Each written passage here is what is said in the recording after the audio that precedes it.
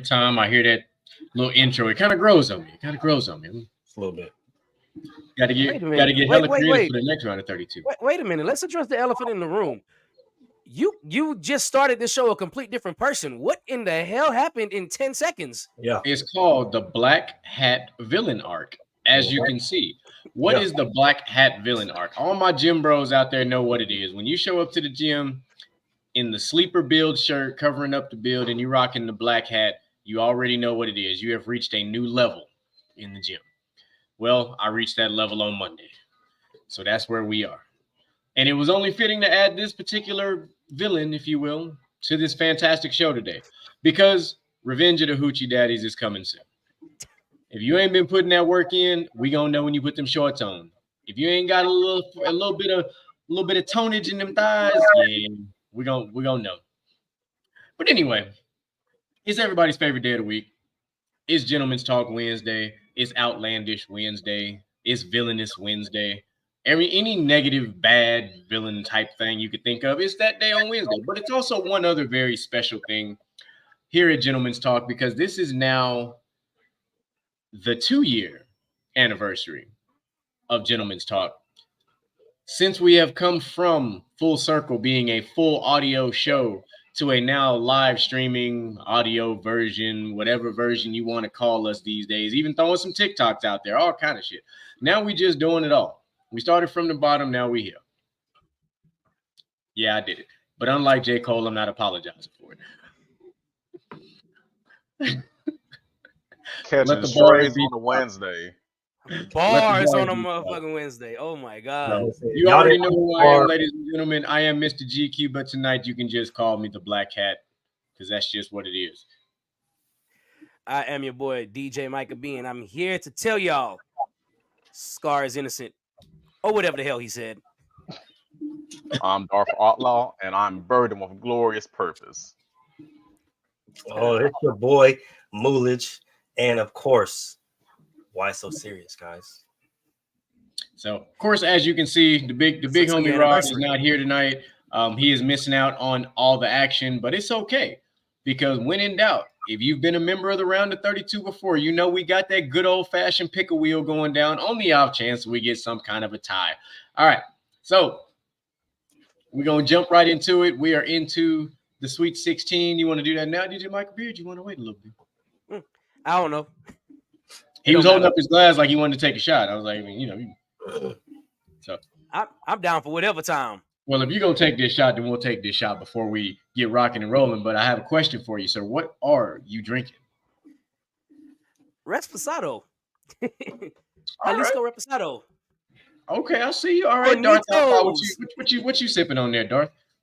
Got me some sangria wine. I feel a little special today, a little fancy, a little magnificent. He's going to take a sip with the picky out. Take the picky out. All right, Mooley, what you sipping on over there? I got this classic Jamaican dirty tea. Some Jamaican dirty tea. And, of course, it wouldn't be Texas without me having a little shot here of this good old TX whiskey. So that's what's in this thing tonight. I definitely could have guessed that. So, cheers, fellas. 2 years. 2 years. And shout out to the team on Monday on the actual 2-year anniversary of Gentleman's Talk on Basket to Basket, taking shots with your boy. Yes, sir. And in just 12 short days, it's also the anniversary of the original GQ bomb heard round the world. If you have not heard this audio version, I'm sorry you missed it. But somebody got absolutely verbally destroyed. And I do not apologize. Again, unlike J. Cole, ain't no apologies coming from this one. So no apology towards around here. Everything I said, I meant it. It ain't his fault he apologized. He had no role models. So he did what Uncle Phil would have did. I did have a role model. His name was Darth Maul. Not Darth you. Maul didn't apologize. Not you. I'm talking about J. Cole. he did what Uncle Phil would have done. Uncle Phil would have apologized. You're right, but not me. So let's get this thing rocking and rolling, man. We're going to go with our first matchup on the west side of this bracket in the Sweet 16. So we already starting off interesting as hell. So we starting off with Darth Vader versus Calvin Candy. Jeez. What a way to get this thing started. Any volunteers to take this thing started? Oh man, normally I, because I ain't never been shy to give my opinion first. This is very interesting because it's two different types of villains, bro. Two completely different types of villains. One is just he's a slave owner. The other one, he's just a damn terrorist. I'm not gonna lie, I do not like Star Wars, but boy, Darth Vader is just that iconic everywhere. I know Calvin Candy is iconic, especially to a lot of us, what he would call them back in the day, colored folks. But I mean, technically, Darth Vader is one of us too. So, but I'm going with Darth. I'm going with Darth Vader. Hey, he's played by James Earl Jones. Y'all know what time it is. Stop playing. Respect. I'll go ahead and go next. I love Calvin Candy. I thought he was a great villain in Django. Leo played the hell out of that, but we're just antique farm equipment to that man. And then you got Darth Vader, a true genocidal maniac with grand illusions to take over the entire galaxy. Most iconic villain in the last 50 years outside of Thanos. Dude that's committed some straight heinous acts of terror. And then you got a slave master, a good, I don't want to say a good slave master, but A well played. A well played slave master. There's no such Yeah. thing as a good slave master. There we go. I mean, I got the Darth Vader shirt on, and I got the Darth name. Y'all know I'm going with Darth Vader. Yeah, unfortunately, this matchup sucks for Calvin Candy. I mean, you see my background. You see who's over my left shoulder. I mean, listen, Black Hat energy, we standing 10 toes down, all right? Darth Vader is truly him. All right. Calvin Candy, you was evil in your own right, but everything that you did pales in comparison to what Darth Vader did on his worst day, which was cut his own son's hand off. There you go. And Darth Vader was also a slave at one point, so it's kind of fitting. True. So, slave master. But unfortunately, I feel like this is going to be a sweep, a justifiable sweep, but a good sweep nonetheless. Unless Mooley decides to act a little crazy. Nah, I'm not even gonna get crazy yet. I feel like we all know what we came here to do. Just like my boy GQ said, that guy over his left shoulder is absolutely treacherous. Okay, like literally sliced off his own son's arm. Like, I'm just gonna go ahead and take that from you, big dog. You don't even need it no more. So yeah, it's Darth Vader, and it's not even close. I'm not even gonna lie to y'all. Like, I love what Sir Candy did. Right, you gotta call him Sir Candy because we some niggers. What Sir Candy did back in the day, you feel me? It was real different on some heinous things, but nah, not on Vader level. I apologize for not giving a disclaimer. I apologize for not giving a disclaimer before we started this video, bro. As you can see, this show is not for you to watch with your kids. Thank you. And y'all don't get this a lot because I don't really drink a lot. So when I drink, yeah, it's a roller coaster ride. Buckle up. It's about to get unhinged in here real soon. Oh, real soon. Mm-hmm. Oh, it's going to get unhinged probably with this next matchup. But Darth Vader moving on to the Elite Eight, no surprise whatsoever. Let's not waste any time. Let's get to this next matchup. I like this matchup. This one can be fun. Depends on who wants to play ball today. But now we have got Frieza versus Michael Myers. Oh shit! This is fun.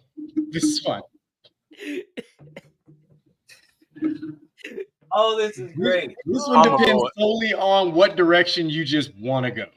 I'm gonna go ahead and start first. Frieza is an iconic Dragon Ball villain, iconic anime villain. But if you actually watch the anime, he get packed up quite a lot. Like, he might have been the main villain in his own arc, but he gets outshined real quick. Like, he pulls up with his daddy and gets turned into the goddamn shish kebab in 5 seconds by Trunks. He comes back and he gets packed up by Vegeta and Goku in his own movie. Like, he's from riches to rags, honest to Moses. Like, the man just kind of went downhill. Now he got a new form where he a nigga now. We call him Black Frieza, and I love Frieza, but you get kind of packed up way too much to be one of these like top 8 villains. And then you got Michael Myers, one of the premier horror slasher film villains. He gets packed up too, but not nearly as much as Frieza. Like Michael Myers got jumped by a whole gang of teenagers in the last movie, got back up and killed all of them. How he's just that dude. He's Michael Myers for real, for real. So I got to give this one to him. We're gonna go ahead and expand on that for a second, right? Although we do love the villainy of Frieza, right? Let's not forget this is somebody who trained for years to achieve a new form, only to still get packed out. Right? Just to still get packed out, like reached a whole nother level, right? Golden Frieza, and still got packed up and packed out. And then, right, literally in the next movie, got packed up by a new dude because they left to train to practice the fusion. Like they said, we're gonna leave and dip out and leave you here with this crazy nigga while you get packed up and packed out while we go practice this fusion so we can come back and beat this crazy nigga that's beating you the fuck up. Right. And this nigga couldn't even do shit with him. Right. And it's the thing about Frieza, right? Not only did he help these niggas in the tournament of power, because Michael Myers ain't doing that. Okay. Michael Myers ain't doing it. He probably gonna cut he right here in the neck, right here, and just come upwards. You feel me? Split you from the bottom up, not from the top down. And you feel me? Just leave you dripping like that. Frieza, you feel me? He had a little motive, he had to help. So with Mike Myers, like my brother Outlaw said, he's been jumped by teenagers, which that's not really a huge feat for me, right? Like I feel like the adults really should have jumped him, but that's neither here nor there. But jumped by some teenagers, right? And the ultimate part of villainy is he got his revenge. He doubled back. You feel me? He spun the block like, yeah. Spun the block. All y'all gotta die now. Like y'all thought it was sweet. Y'all thought it was a game. Nah, all y'all gotta die now. Frieza didn't never get his get back. Goku's still walking around, nigga, chilling, flying around and shit. Up in nigga Beerus World training and shit, getting stronger. You feel me? Like this nigga Frieza. Oh yeah, you nigga Frieza now, sure, but Goku still, that nigga still alive, bro. You feel me? You ain't get your get back. Mike Myers, he get his get back consistently. Okay, consistently. All right, knife or not. You feel me? He gonna pack you up, pack you out. All right, throw a shovel at your ass and it's gonna impale you. You feel me? You gotta go Mike Myers. You right, move. Unless you was Laurie or Busta Rhymes, he got his get back on everybody who packed him up. Like the only people who ever got away from Busta ran that fade. Yeah, and all the 40 years of Halloween movies, he done got his get back 9 out of 10 times. Every time. Okay, here we go. I don't know which way y'all think I'm going to go with this. But I was not expecting this to go down the way it was. Y'all can sit there and assume what y'all want to in y'all heads right now about what I'm about to say. If you heard the first time, whenever I talked about Frieza, I'm going to reiterate it again. Yes, he killed a race. Absolutely. He killed all the Saiyans, and that's just because he was just born super powerful. He was born super powerful. I mean, he didn't have to train until Dragon Ball Super to get stronger. Yes, he's Black Frieza. And if you read the manga, he basically took them out with one punch. And for y'all saying that he got packed up every time, I mean, yes, because he never killed Goku. But if you actually go back and watch the movie, Goku couldn't do nothing with Frieza for a long time during that fight until Frieza's golden form started running out because, as you know, he achieved that form and ran straight to Earth and didn't take the time to build a stamina up in that form. And had he took the time to build a stamina up in that form, he might have really done some damage. And let's not forget, he's the only other person to successfully blow up the Earth in the Dragon Ball series. He did. He successfully blew it up. The only reason why they survived is because Whis used the time skip, went back in time, Goku interfered, and, you know. So, yes, Frieza is very iconic. But he still ain't the best villain in Dragon Ball Z. I'm tired of telling people this. He's not. It's either Cell or Majin Buu for me. Cell stood there waiting for y'all to get stronger, ran the fade against Goku and kicked Goku ass, and Goku, that's the only time Goku ever quit. Then Majin Buu destroyed the Earth. First one to successfully destroy the Earth. Majin Buu destroyed the Earth. After he destroyed the Earth, he jumped to Otherworld to run that fade again against everybody. Like, Then he jumped to the world of the Kais to run the fade again after terrorizing them. And after, I mean, this is, whoo. I get what you're saying, Micah, but Frieza the only villain that pulls up and starts using racial slurs. I don't. Listen. Let me cook you. I'm cooking right now. Let me cook. You cooking? I'm just saying, Frieza gonna pull up and call you a nigga to your face. Yep, and I will run the fade with Frieza, whatever. Yeah. Look, you monkeys. He don't care. He's a racist bastard. That's tyranny. Because at the time, whenever he was doing that, I mean, he called Goku that to his face. But Goku ran the fade.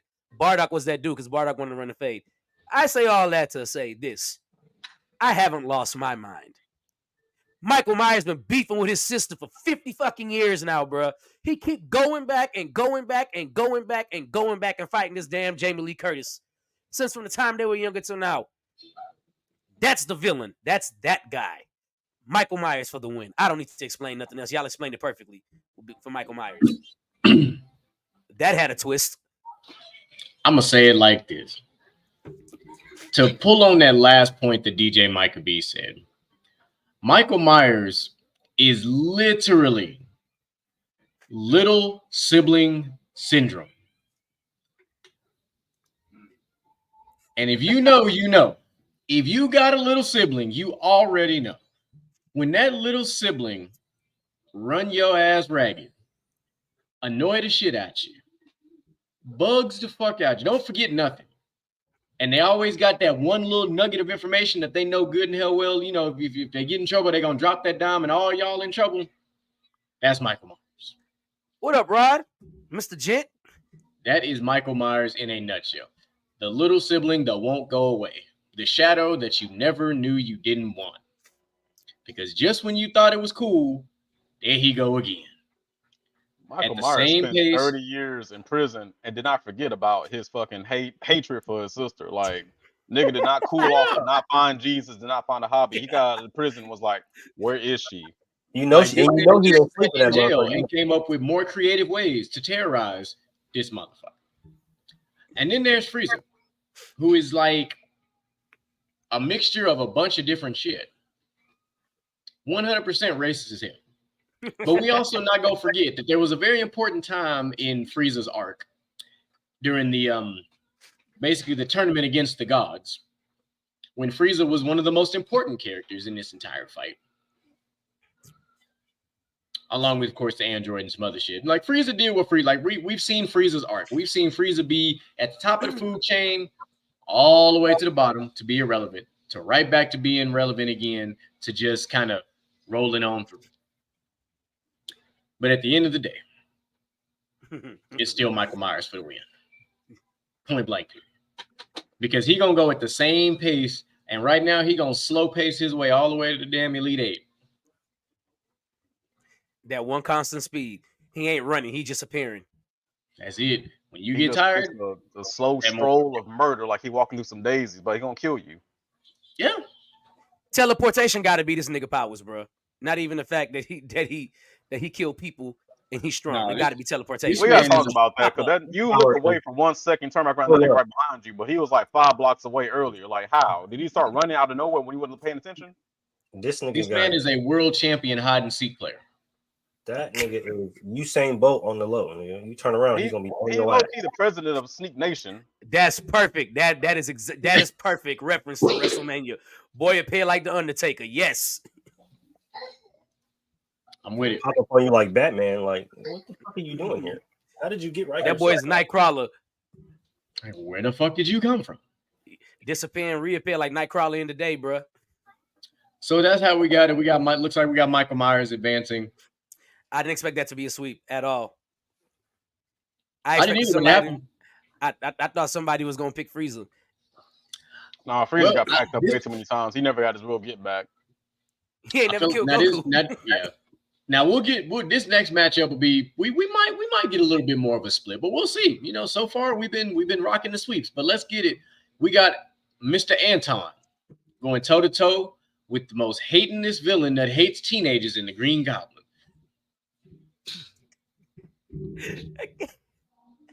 Hey, bro, I I'll low go key wanted first. Moo to start this one, but Moo, Moo, you you Moo, want to go go? ahead. Go ahead, Moo. Go ahead, Moo. You got a lot to say about Green Goblin. Oh shit, bro. And look, that's the crazy part about it because Anton is just maniacal, bro. Like but he had like a motive because at the end of the day, like he got away with his money. So I respect that, right?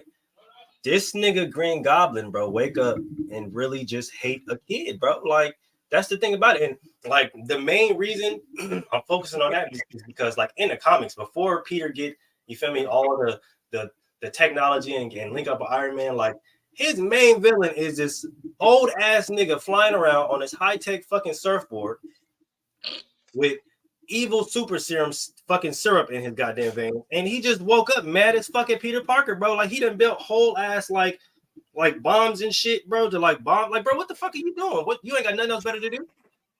You ain't got nothing else better to do. This nigga sitting up exploding pumpkins at people, bro. Like what is wrong with you? What is the matter with you? You swinging by, flying by, picking up motherfuckers, dropping them from the air, 150 feet out the goddamn sky, like. Oh man, go sit down in a rocking chair and read a book, bro. Like, what the fuck is? And that's the thing, right? Like, just thinking about all Peter's villains, right? Like, you got Craven, you got Doc Ock, which is another nigga. What are you doing? What was going through your head to sit here and think like, you know what? I'm gonna build some octopus arms, nigga, and put them bitches on my back, bro. And them bitches just gonna do whatever the fuck they want to do. Only sometimes, though. And there's this little 16-year-old spider motherfucker in the Reddit. Oh, I hate this nigga, bro. I see what this nigga Green Goblin be, because I hate that nigga too. This nigga don't be doing shit, bro, but saving motherfuckers from falling out the sky, bro, and taking pictures of himself. That's crazy. Like, literally, the selfie king, dog. That's all he do. Hey, for real. Get that selfie real quick for my job. Perfect. Not look. Remember, this is in the old camera days too. Just imagine if this man had a smartphone. You feel me? A selfie stick, bro. We see that now. I'm just saying, Peter Parker was straight jumping before OnlyFans was a thing. Come on, bro. Like his should be doing numbers. Yo, bro. that's wild. This nigga used Spider-Man and OnlyFans in the same sentence, and it made Like, perfect fucking sense. Just imagine if Spider-Man had the TikTok or the IG, like my man on top of the Statue of Liberty, like this, nigga, 1 million likes, just like that, right? But there's this old ass Green Goblin ass nigga that's off this evil syrup, like he from Houston, okay? The green syrup, that's why he green, okay? If y'all know, y'all know, okay? But he off that green right now, okay? He ain't off the act, you feel me? He off that green, you feel me? That high tech. Like it's I said, a couple of different color syrup could be out here, but green is definitely one of them. Yeah, he on that green, okay? He on that green syrup, upset at a 16-year-old taking pictures of himself. That's crazy to me. This nigga got a little girlfriend and shit that he been trying to max since like the 7th grade. He done kidnapped the red hair bitch, flew her all around town. He said, "Yeah, you like this, baby?" She said, "Nah, I'm trying to go back with the nerd." He said, "What? Bitch, I will drop you from the Empire State Building. Why are you playing with me?" This nigga's 65. Like, what? Come on, bro. You feel me? And like I said, all respect to Antoine, but bruh, this nigga is 77 harassing this nigga get older and older. Like, somebody call the police, bro. Like, get the FBI and the proper authorities involved, and somebody go put this senile old man down, bro. Because what are we doing? This nigga got who approved the hoverboard for this man? Okay, where in the insurance? He built that motherfucker. He built that with his own billions. Yeah. Who approved that? Okay, because you got to jump through the ringer. He owned it. He owned the board of directors. You got to jump through the ringer to get a little foot scooter, okay, from the doctor. Okay, they got this old ass man getting approved for hoverboard. Oh, hey, look at this. Here go, wasn't getting up. He had nothing else to do, dog. I guess. No, Sherrod, I got a rebuttal for you when it's my turn. I got a rebuttal for you. See, I can't even say that, bro, because never mind. You feel me? If you know, you know, man. Green Goblin is legitimately a terrorist, bro, and all his motive is to literally terrorize a 15 or 16-year-old kid like that shoot basically sperm at his wrist, bro. Like, come on, bro. You remember the movie? Is that the only place that comes out? God damn. I'm just saying. You mad at a kid that's prematurely ejaculating, bro. Like, come on, bro. What are we doing? Like, I'm gonna go ahead and follow you up, Moo. So that man Norman Osborn, also known as Green Goblin, he is a menace to society. In the comics, he has become president of the United States before. He decided wanted to stop fucking with that 16-year-old kid and actually run for office, and he won. But not only that, there was another comic where he smashed Gwen Stacy. He smashed one of Peter Parker's old flames. Like, that's some real get back. He fucked your fucking ex-girlfriend. Like, what nigga on this list of this villainous shit has smashed your ex? Like, that's some shit you can't come back from. You can't unfuck somebody. At 67, nigga, fucking young bitches. Crazy. Sound like 2024. He kind of like a evil Leonardo DiCaprio with money. Like, out here fucking young bitches, but whatever. And then you got Mr. Anton Chigurh, one of the best hitman out there, running around in the 1970s, chasing people down across the country without GPS. Just pure instincts and a fold-out map. And he got away at the end of the day. But he don't compare it to the dude who wakes up every day, has billions of dollars, technological advanced corporation. He could go cure cancer if he wanted to. But instead, he wakes up and be like, fuck that kid. I know he's trying to make the money to go get his grandma out the senile unit and all that, but he said, fuck that kid. I'm going to ruin his fucking day every fucking day. So Green Goblin. GQ, you want to go? You want me to go? Yeah, I'll jump in that thing. So, if fuck them kids was a real person, it's Green Goblin. Figuratively and literally. Like, yeah. This man out here, 170 years old, just committing the most nefarious shit on the planet. Kind of on some weird shit too, because you chasing some young underage kids, bro. It's kind of suspect, but that's neither here nor there.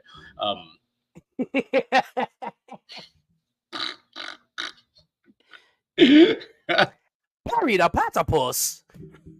But I'm just like, we should have put Doofenshmirtz on this but list. Who does hilarious. that? Like, and then Moolage was running down the list of Spider-Man's villains. Don't forget, he got a villain that's in his same age group in Venom who absolutely hated this motherfucker for no reason. It's a classic case of a jock hating a nerd type shit. And somehow the jock got the fucking one of the most lethal powers in existence, and it was a fucking symbiote, which is just a fucking scary thought. And you got roid rage and a symbiote all together. Like, and then this other little motherfucker come in with a red suit and call him Carnage, which is even worse. Like, how do you progressively go from a spider suit to a Venom suit to a Carnage suit? That shit is just unfucking believable. But we got to give the flowers to Anton. Just like Darth Outlaw said, this man was literally chasing you before you was able to share your location on your iPhone. This man was finding you with context clues and a map. And you couldn't get away. You could have been in California and he was in New Mexico and he was going to find you in 7 days. Like, it felt like that. It felt like you couldn't stay in one place for longer than 3 hours because you letting him get close. Like, it just felt that. It just felt every time you thought you was comfortable, Anton was close. He was sniffing around. He was planning how he was going to kill you. For some reason, you like to leave a paper trail and make it easy for this man. Instead of being smart, you should have took your ass up to the Himalayan mountains or some shit and just found you a cave and set up some booby traps or some shit. But, you just wanted to go across the fucking U.S. the boring way. That nigga would have found him. He probably would have, but it would have made for a more compelling film being up in the mountains, Chase that motherfucker up Mount Everest or some shit. Now you got two motherfuckers climbing Mount Everest, on some same bullshit. But anywho, I just want to give Anton his flowers because Green Goblin is going to take this without question. Because how are you a terrorist to underage young children?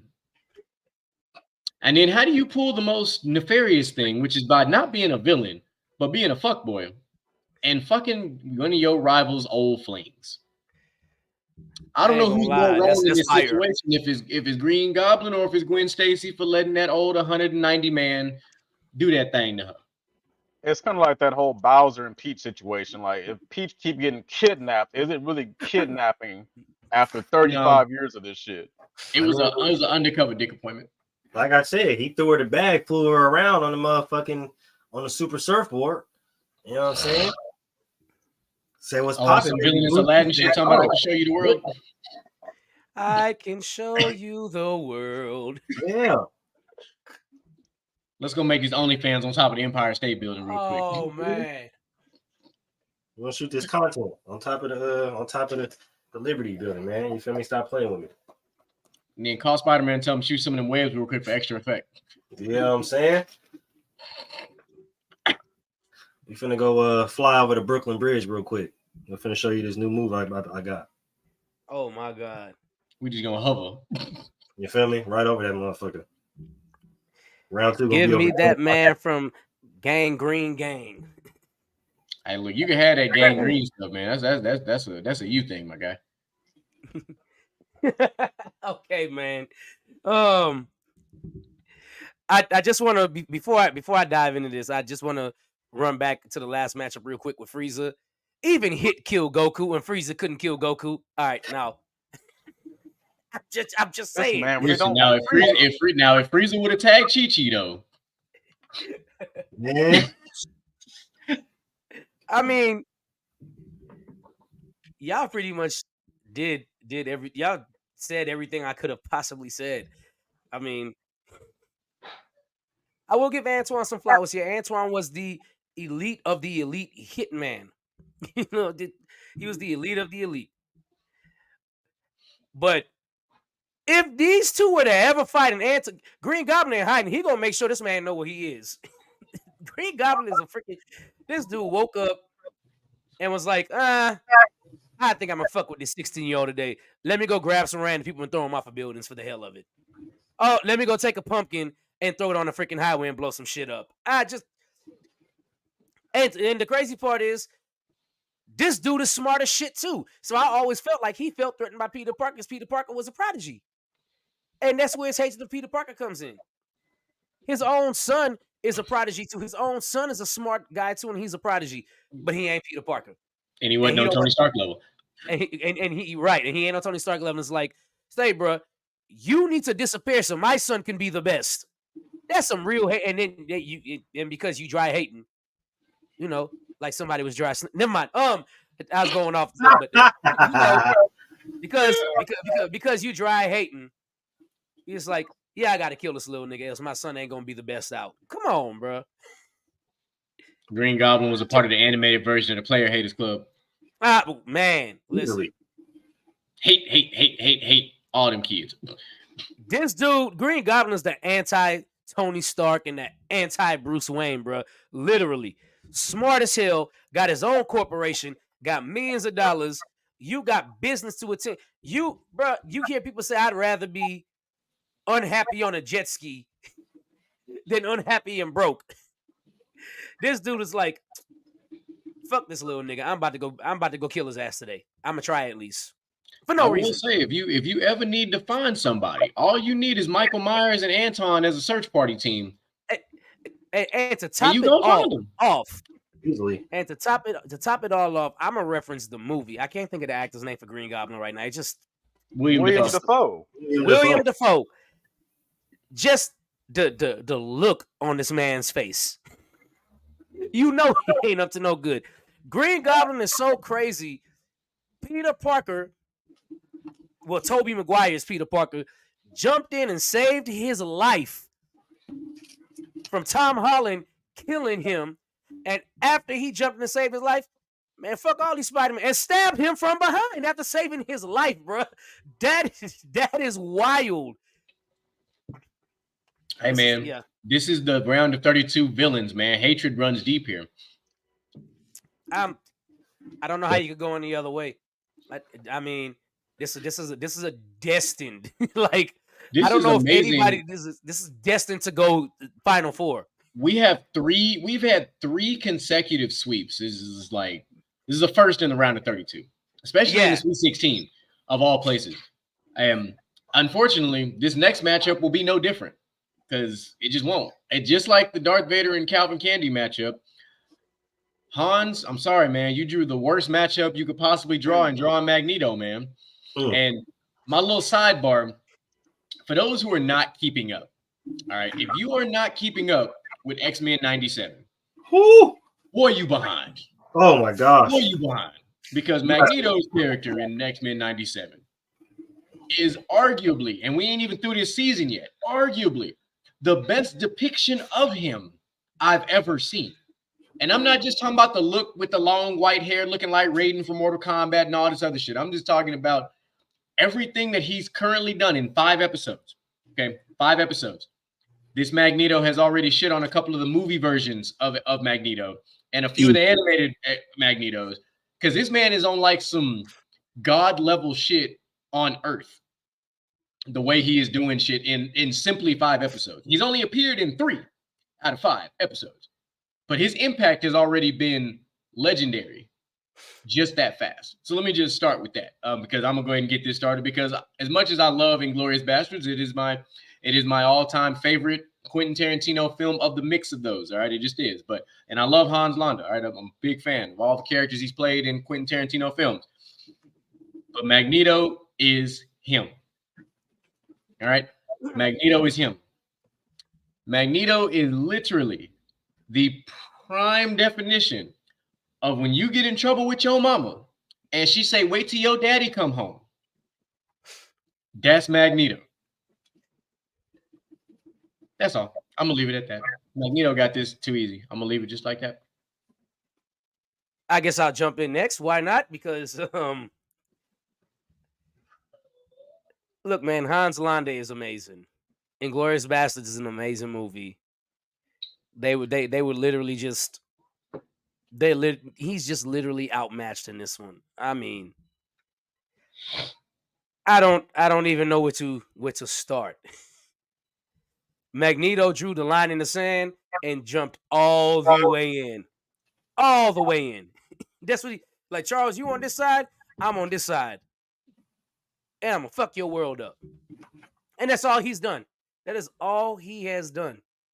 I'm telling y'all, they couldn't give me no superpowers because I'd be like Magneto. Like, hey, bro, I'm untouchable. Fuck y'all. You act stupid with me, that's it for you. Like, you can shoot all the guns you want to. Guns contain metal. I can bend that. Like, this man is literally the Avatar in freaking X-Men, bro. Like, it's not even close. It's so overpowered. The only person that can really mess with him is Charles, and he has to knock off the helmet just to mess with him. And then Magneto's still so strong-willed, Charles can barely do anything with him. Listen, Magneto is so cold in X-Men 97, he ain't wore the helmet one time. Oh, wow. He ain't wore it. He been rocking the long white hair. But I just want to give a shout out to another character in there who would have been crazy to have on this list too. And if you're from the early 90s like myself, I'm born, you will know this quote very well. But I'm the Juggernaut, bitch. I'm done. Listen, the Juggernaut ain't evil enough to make this list. Even though even though he chases his brother, who is Charles Xavier, forever. Very similar to Michael Myers. Very similar to Michael Myers. He does. He is 100% just like Michael Myers in that regard. Chasing Charles everywhere. I just had to remind everybody of the Juggernaut series. Beautiful series, by the way. And Magneto was untouchable in that one too. So proper representation. Moo, you got this. You want me to go ahead and chime in? I'm gonna go ahead and make this short and quick. Magneto is somebody who can literally take the magnetism from your atoms and split them at its core.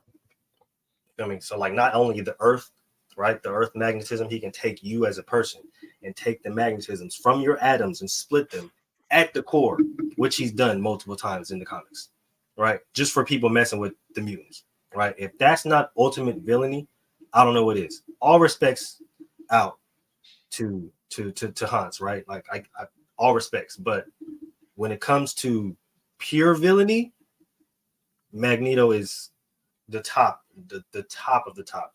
And what GQ expressed about X-Men 97, if you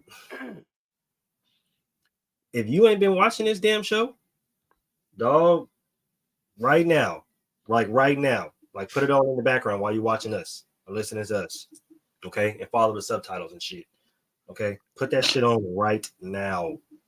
Not now, but right now. All right. Short and sweet. I'm gonna give Hans his flowers, even though he's a Nazi bastard and doesn't really deserve them. Hans was a dope ass villain. Like, I get why what's his name got an Oscar for that role. He played the hell out of it. Like, for sure. But him, Nito, Him Nito. I hesitate to even call him Nito a villain because if you follow the X-Men comics, the movies, the shows, what have you, he's low-key right. He really is low-key I right. swear, I said that last week or 2 weeks ago. Yeah, like I understand Charles wants to be, peaceful and cohabitating with these wretched fucking humans, but these humans is always gonna they gonna always act wrong, and they always gonna prove Magneto right. And I feel like in the world that they live in, Magneto makes the most sense, man. Like you've seen what humans have done to other humans in real life. If there was ever an actual mutant race, absolutely Magneto all the way, man. Like he going to the Final Four, in my opinion. Ain't no way he not getting there. Starting to feel like him and Darth are on a crash course. I'm not even gonna lie to you. We're gonna throw some hands on that matchup because it's gonna get hot. I mean, listen. Everything that Mulich said, everything that Darth Outlaw done said, I'm like, listen, man, him calling him Nito. I mean, here's the crazy thing. Because on top of him being a villain, quote unquote, he's also a cult leader. Because this man's following is ridiculous. Is it really a cult if he's right?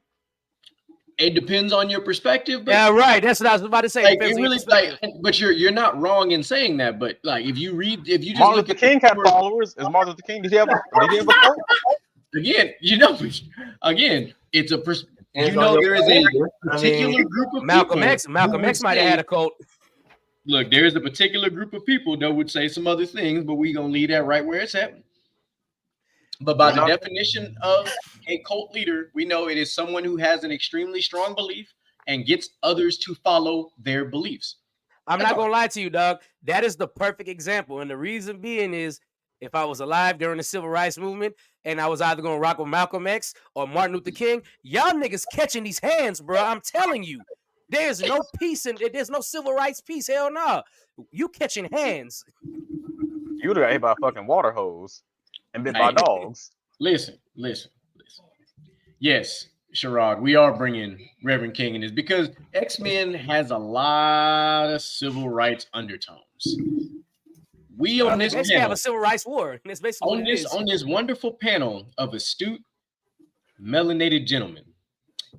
We feel for the X-Men and how they felt because they felt the very same that a lot of our OGs, ancestors, whichever phrasing you'd like to use, felt. Those are our grandparents. A group of unique, exceptionally talented individuals who were treated lesser than by those who are truly lesser. I said what I said. If you don't like it, I don't give. Go read a history book. Shit. Read a book. Read a motherfucking book. I stand with Malcolm X and I stand with Magneto, bro. I'm not gonna lie to y'all. That's why I say Magneto. That's exactly why I say Magneto's an anti-villain because he very damn well had a good motive to do what the hell he was doing. Well, he pulling off a hell of an anti-villain role currently in X-Men 97. I give you that easily.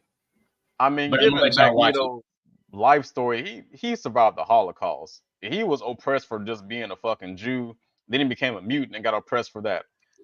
I understand why he is the way that he is. I would have some serious PTSD if I was double oppressed in my life. Hey, Moo, let me ask you a question real quick. If you was oppressed as a slave, and then you gain powers, and they oppress you in your powers, and you know you could break out, you breaking out and fucking some shit up, ain't you? What kind of powers do I get? You get Magneto powers. You get the powers of Magneto powers? Yeah, you fucking some shit up. Oh, everything. Wasn't this an episode of the Boondocks, Catcher Freeman? Yeah. Hold on, let me see. Yeah. A nice little representation of this is what happened. You see the slave, this would be a slave house, right? I'll just sit up there nice on top of the perch. And as soon as I get them powers. But see, here's the crazy thing, right? Right there. You don't even need to have like Magneto's powers to do that shit. That's what's going on. You could take Cable's abilities. Just give me beast powers. I'll go through and terrorize everybody. Nah, fuck that. I'm gonna be real with you. if I didn't get to have Magneto's powers, give me Storm's powers. Oh, for sure. Because I'm drowning you bitches and I'm freezing you bitches at the same time. So yeah, don't let me wake up with Sub-Zero And, powers. and look, I'm gonna go be an airbender. I'm gonna live in my air temple in the sky, so y'all can't even get to me. Fuck that. I'm gonna wake up as Charles Xavier and put these niggas in the worst nightmare of all time. Hey, look, you could be on some Mr. Sinister type shit. Trying to tell you. Trying to tell you the worst shit of all time. You're gonna live that loop all day, every day. To be like on that episode of Batman when he had old buddy that kept going back in time, made that man repeat that same loop over and over again with his wife yelling at him. Over and over.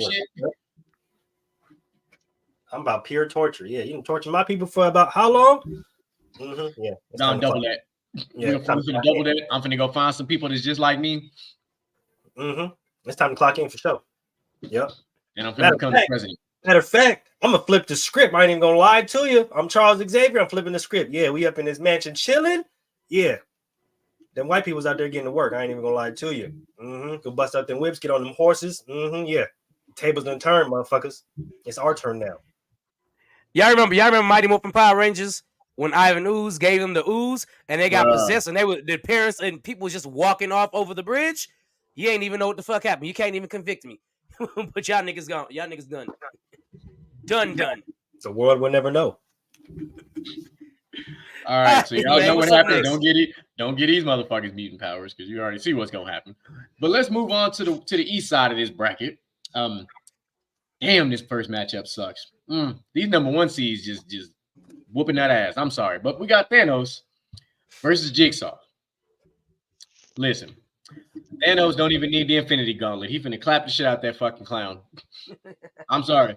He that mad Titan go headbutt that motherfucker, crack his skull, and throw his ass off the nearest high structure. There ain't nothing. When you compare now granted, if we're not talking about them fighting, we're just talking about the evil, nefarious things that they did. Jigsaw 100% is competitive in this fight. Keyword is competitive. I didn't say he was going to win. I said he was competitive. Thanos is Thanos. We got to understand one man was wiping people off the earth that we didn't really know much about. People was just waking up in the fucking in this fucking dungeon, having to do dumbass shit to get free. Thanos said, "You know what? There's too many people in the world. Oh, that's better." Like, that's wild as fuck. Like, that is like the ultimate. The fact that I didn't have to fight nobody to make half the planet disappear. I snapped my fingers, whether I was on beat or off beat, on a half beat, on a quarter beat. Half the world fucking disappeared off of me snapping my goddamn fingers. That is some outlandish, villainous ass shit right there. And it didn't matter which half.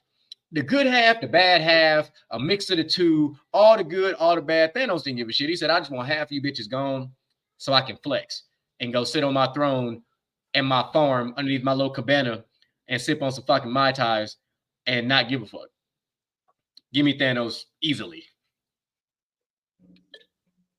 100%. 100%. What up, Mel? I think look, my boy OG Mel. What up, man? I think when it comes to Thanos. Oh, right? Picante done tuned in. What's up, Picante? Yeah. Oh, that name is crazy. When it comes to Thanos, like GQ said, he literally just like woke up one day and was like, "You know what? Y'all real loud over here, bro. Like, y'all, I cannot hear. I'm trying to sit back and sip on this tea, bro. And y'all are bugging me right now. You feel me? And I'll give y'all a prime example as to why this happens, right? Y'all remember where in Ultron, when Thor was doing too much, you feel me? He was beating all the robots' ass, and Ultron was like, "Thor, you bugging me. Come here." You feel me? That's kind of where Thanos was on. You feel me? He was like, "Bro, like,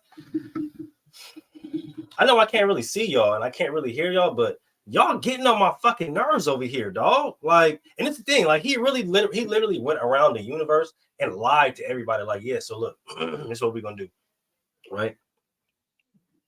I got a plan where I can save half the universe, but a lot of you niggas gonna have to go." Now, I know what it sound like. Stay with me.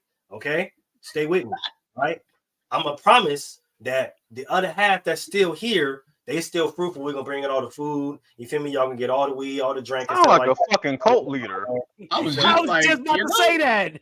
Right? Sound like, you feel me? So he was just like, it's just like I said, it's cool though. It's cool though. I'm a reimburse y'all. Don't worry about it. He came with the reimbursement. I'm a reimburse y'all. Don't worry about it. Nigga lied, right? And then Joker. doubled back to every other universe, and then did the same exact thing. But then he thought about it. He was like, I can make this go faster, bro. Like, all I gotta do is get these. All I gotta do is go hit a few licks real quick. You feel me? Let me go round up the guys. You feel me? Because Thanos was the first nigga to hit licks right around the universe. He said, let me go round up the guys real quick. Right? We're gonna send in a couple houses, right? You feel me? And when they go off on vacation, you know what I'm saying? Even if they're not on vacation, we go home and kick that shit in. You feel me? Run in that shit, you feel me? Don't go for no laptops, no TVs. Get the jury box because that's where the shit at. You feel me? And I'm gonna go up to this planet over here. He's gonna make me this little gold zone, right? You feel me? I'm gonna put all things in there. You feel me? We gonna snap this bitch up out of this motherfucker. You feel me? That's the plan. All right, bet 1, 2, 3, go. You feel me? And he really executed it, not once, but twice. Because remember, could not live with your own failures. And where did that bring you? Back to me, nigga. He already knew what was popping. He said he already knew you niggas gonna do it. I knew y'all was gonna double back. Y'all was gonna try to get y'all lick back. No. I'm ready for that. I'm ready for that. Okay. What do you mean? All right. And I get it. The legend of Jigsaw is legendary. Okay. Even after the nigga died, he had his shit on loop. Play black. Okay. Hey, put that tape on. Okay. Rewind it 25 seconds for the rest of life. And put it on that loop. Okay. That's breaking somebody. You feel me? And we just gonna we gonna draw all these dumbass niggas in to play a whole bunch of games. You feel me? It's just gonna be like Chuck E. Cheese, but like the dungeon danger zone. You feel me? Like a whole bunch of dumbass niggas in here playing Chuck E. Cheese and shit. I went to Chuck E. Cheese with my kids on Friday. It was just like that, except a whole bunch of booby traps and shit. You feel me? Thanos is like, nah, I ain't got time for none of that. What I'm gonna do is I'm gonna hit a bunch of licks with the homies, right? We're gonna tell a bunch of lies like I'm a politician, Donald Trump, you feel me, George Bush and shit, right? And then after, I'm gonna go sit back in my house that I just built with all you niggas tax money. That nigga's the ultimate villain. That's a pretty damn good analogy, bro. I'm not gonna lie to you. That's hella accurate. Allah, you gonna jump in? I'll go ahead and jump in. This man Moodum basically described Thanos as a space cult leader and also a space hood nigga out here hitting licks around the universe. Exactly what he was. I feel like Thanos is definitely like one of the most iconic villains of recent history. Like my grandma know who Thanos is. Like, oh shit. Like no bullshit. And I know a lot of niggas say that Thanos was right, and I feel like they low-key need to go to a mental institution, have a grippy sock vacation, because Thanos was not right. Like, niggas do be hella annoying, but let's not take out half the universe. Like, come on now.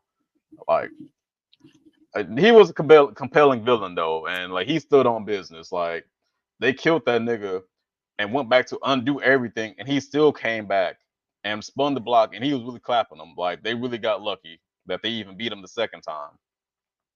Then you got Jigsaw. Out of 10 movies, he was only actually in 3 of them because he died in the third one. But he just somehow, he was a cult leader basically. He inspired people to follow his legacy and keep doing what he had been doing. I respect that. I just feel like there's a certain group of people who would not really fuck with Jigsaw, and that's people who got ADHD. I've had ADHD and I woke up in a fucking trap and I got the video playing talking about like, this is how you get out of this fucking trap. Bro, I already done zoned out, nigga. Like, can you please play it back real quick? But nah, like, in all seriousness, so we gotta go with Thanos. Like, Thanos is like devious on a whole nother level. Like, Jigsaw is like a local regular threat. This nigga Thanos was a threat to the whole universe. Yeah. I wanted to go back to this. Let me go back to this comment though, because Mel put this on there. He said Jigsaw or the Joker. Joker, because he really has no damn motive. It's true, but listen, these are two individuals that you don't. The one thing you don't want to do is give them time. If you give them time, because here's the thing about Jigsaw: the longer Jigsaw had, the more difficult that shit was to figure out. And if Joker had time, Joker had 4 things planned: the distraction, the distraction, and the actual thing. And not to mention, he might have had the getaway planned already if you give him time. So by the he time definitely you had the find the getaway real plan. thing, he done already been on a plane, on a boat, on a fucking time machine. He gone. Jigsaw, just didn't like Joker Lewis say, said, like, do I look like a man who has a in plan? the And he gulag. still executed. Yeah, like that ass, like Jigsaw was bringing boys to the gulag and letting them fight for their life. That's basically what was happening, and he wasn't even there. He was doing this shit from the afterlife, which is kind of even more twisted. Nice Call of Duty reference for those of you that don't know. You know, we have a few of those. Yes, baby. Coming from you, that is absolutely spectacular because you're a Battlefield guy. Yeah. Well, so everybody play Warzone. Everybody knows what Warzone is. So you go to the gulag at least once. We all went through COVID. Okay, we had to play Warzone because it was free and everybody could play together because it wasn't like that with Battlefield. You actually had to buy that shit until it was free on PlayStation Plus a couple, some time later. But anyway, I digress. Let us get to the battle of the devious women. Wait, whoa! I didn't pick anybody. It's 3-0. It don't matter. All right, well, pick who you gonna pick so we can get on to the next matchup. I'm trying. Hey, that should be my new hashtag. Let Micah cook. Okay. I don't really have a lot to say, but here's what I will say. Jigsaw is a very, very iconic villain just based on the fact that, like you said, he was only in 3 movies, but yet his influence just carried on. This dude started probably the greatest cult of all time. And I might need to go to a mental institution because I absolutely agree with the fuck Thanos was doing. But the only thing I didn't agree, vacation. Let me tell you. But let me tell you why I did agree. The only thing I disagree with is you can't pick and choose who's going to be gone. If you could pick and choose who was going to be gone, I absolutely agree with Thanos. But he wasn't picking and choosing. He was just like half the universe. Whatever, boom. But if you could pick and choose who was going to be gone, I think a lot more people would have agreed with him. But nonetheless, I will say Jigsaw is not going to win. But I would also like to say that if Pennywise was here instead of Jigsaw, we might have a more compelling fight because Pennywise is the living embodiment of fuck them kids too. So I'm just saying, am I lying? Pennywise was one of the ones who got disowned by the family when they was like about 17, 18 because they spent too much time in specific places that they wasn't supposed to be. Hey, Mel, that's true, though. What Melvin said, bro, man. Fuck Thanos, really, because that's true because he did have the reality stone, so he could have just changed reality. He could have doubled the resources instead of taking out half the life. The nigga didn't really care about the universe. He just wanted to fucking kill people. Like, honestly, is that or is that not a politician? Big facts. So now the nigga is a cult leader, a nigga, and a politician. I mean, it is what it is. That's how it be. Politicians was the first niggas of all time. They was doing nigga shit at the beginning of time. I mean, politicians do steal from the poor and give to the rich. That's some nigga shit. Straight nigga shit. Opposite of Robin Hood type shit. Politicians will look you dead in your eye and tell you they don't got it. If that and low-key got it, but got it in different sources. All my people that grew up in Baytown, don't that sound like Goose Creek? Don't that sound like Goose Creek? We ain't got it, but you one of the top 10 richest fucking districts in Texas. Like what? They ain't got it because they're getting it from your tax dollars. That's why they ain't got it. But they got it from you. They got that shit already, and still double back and ask for more. It's all right, Michael. Wait till you become a homeowner and see how much that tax is every year. Don't that sound like some? That's nigga what I'm shit? saying. That's what I'm saying. That's some nigga shit. But I got your shit, and then I'm gonna double back and ask you for some more. But I'm still going to a dungeon. But my kids still going to dungeon ass looking schools though. Niggas, lights ain't working. Cockroaches and shit at night. Yeah. AC don't work. We got old ass fucking Chromebooks. Ain't even got the updated shit. Niggas. At least they got Chromebooks. When we was kids, we just had that ghetto ass computer lab with Halo on the computer. We didn't get Halo. You had Halo on the computer? We didn't get Halo. We had Halo on the computer. Oh yeah, y'all from a different era. Yeah. Hey, but listen, we Y'all had the remember original. era. We had the original MacBooks, man. The color, What? with the big ass color tube monitors and The matching purple keyboard and the purple and black and and white the and orange. what? I had that Well, we old thought ass. we thought we was doing Bro, something. we when had was hey, super say, bro, we had Oregon Trail. I don't know what you talking about with some Halo. We had Oregon we Trail, definitely dog. had Oregon Trail. Nigga, we What was had that? What was it? Math Blaster in Solid. elementary? That was just Nigga. Bro, Our computers was we- not like that, bro. We had some brick ass Microsoft that motherfucking that nigga was experimenting with. And they threw them bitches in our third grade classroom and said, "Here, type a whole bunch of essays, and y'all can play solitaire when y'all bored." say, bro, look, we had hey, Jay, you might remember this one. We had Turbo Math Facts. Every time we got it right, the race car drove by and was like, "Oh, that's cool." That's what we had. We also used them computers for that fucking accelerated reader bullshit. Y'all remember the old school VPNs where you can like get around the school firewall Oh, and start the browsing proxy the actual internet? servers. The Yeah, proxy. like what proxy was it? servers. Frozen Thunder and shit like that was the name. Yeah. The way we was able to bypass and use MySpace while we was in school. Man, we Our all computers fucked. wasn't that high tech. They knew what the fuck to do with us. Our computers was not that high tech. Nah, we can't get y'all niggas that. Oh, that's a good point. Bruh killed Gamora family and adopted her. What the fuck? That's true. Well, That is true. I mean, And then turned around and killed Gamora for the damn Soul Stone. exactly. That's what I'm saying. That's some straight. Yeah. What's But up anyway, next? let's get to this next matchup because I'm That's looking forward to this. This is gonna be To fun. the OG selling his baby for some rock. That's what that is right there. Look, and that's after he put her name in the electric bill and the cell phone bill. And the cable bill.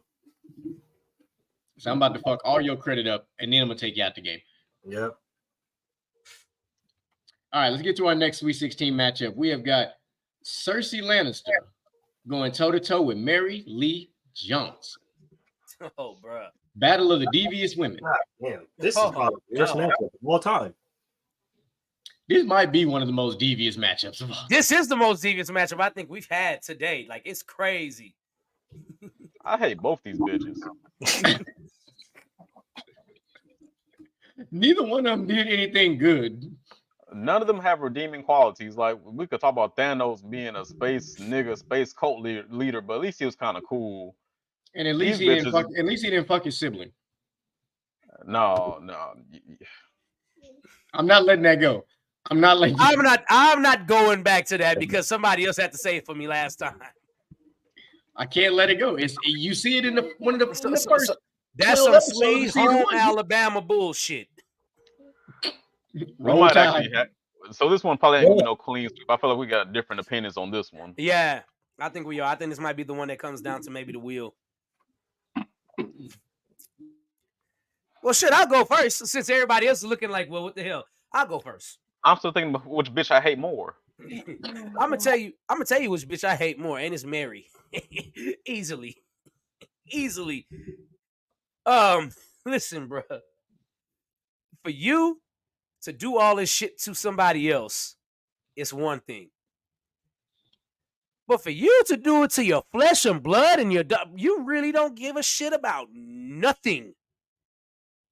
Nothing. You don't care about nothing in this world. If you are beating your pregnant daughter, if you are doing that to your pregnant daughter, bro, that is insane. The shit that she did. That I remember watching this movie for the first time. I was like, this cannot be real. And I know they say it's based on a true story. There's no way that this woman was that damn evil. It's that's some shit nobody should ever have to live through. There's killing a family member and things like that. But it's another thing when you torture your own offspring. Like, this is a certified hater. Literally, a certified hater. You don't. Why? Why? There's no valid answer. There's no valid answer for this. I guess I could make the case for the other side too, but man, I could make the case for the other side, but I won't believe it. I'm not going to believe it. That bitch is evil. And if all the stuff in that movie is true, which a A lot of it probably isn't true, obviously, but if most of the stuff, if most of that stuff in the movie is true, that's a damn shame. So I am taking the mother of Precious. All right. I'm gonna have the first dissenting opinion then. Look, Precious mama, if there is a hell, she gonna be underneath hell. Like they won't even let that bitch in hell. She was gonna be underneath that motherfucker in the basement of hell. Like the demons gonna be like, nah, bitch, you was too nefarious. Like just no, we don't even want to look at you. Like just hands down, that bitch is just vile. But Cersei, that bitch low key more vile than Precious mama. Like she starts off at 9 years old, fucking her brother, her twin brother, tormenting her younger brother because her younger brother's a dwarf, has kids with her brother, and raises one of the most vile, ignorant sons of bitches ever named Joffrey Baratheon. That motherfucker should have been a fucking abortion. He should have been fucking swallowed. That nigga should never been born. I fucking hate him more than I hate his fucking mama. If you watch Game of Thrones, you know. Not only that, she basically allows a sham trial where her brother gets put on trial for murdering her son, even though he deserved to die, but Tyrion didn't do it. Gets this man basically set up for fucking murder. And beyond that, she goes on and just becomes just even more vile and heinous, trying to basically take over the kingdom and just fucking has a mental breakdown and just spirals out of control. Like the bitch does awful shit to people beyond just her family. She does this to everyone in her kingdom. Cersei, low-key, yeah, I gotta go with Cersei on this one. You know, it's at the end of the day, I think what this comes down to is which bitch you hate the most. You know what I'm saying? Because they both were so diabolical that it's like you can't really like measure the two. You know what I'm saying? Like it's like you got one who obviously is doing not only freaky deaky things but nefarious things with her brother and just killing everybody because of how insane she is.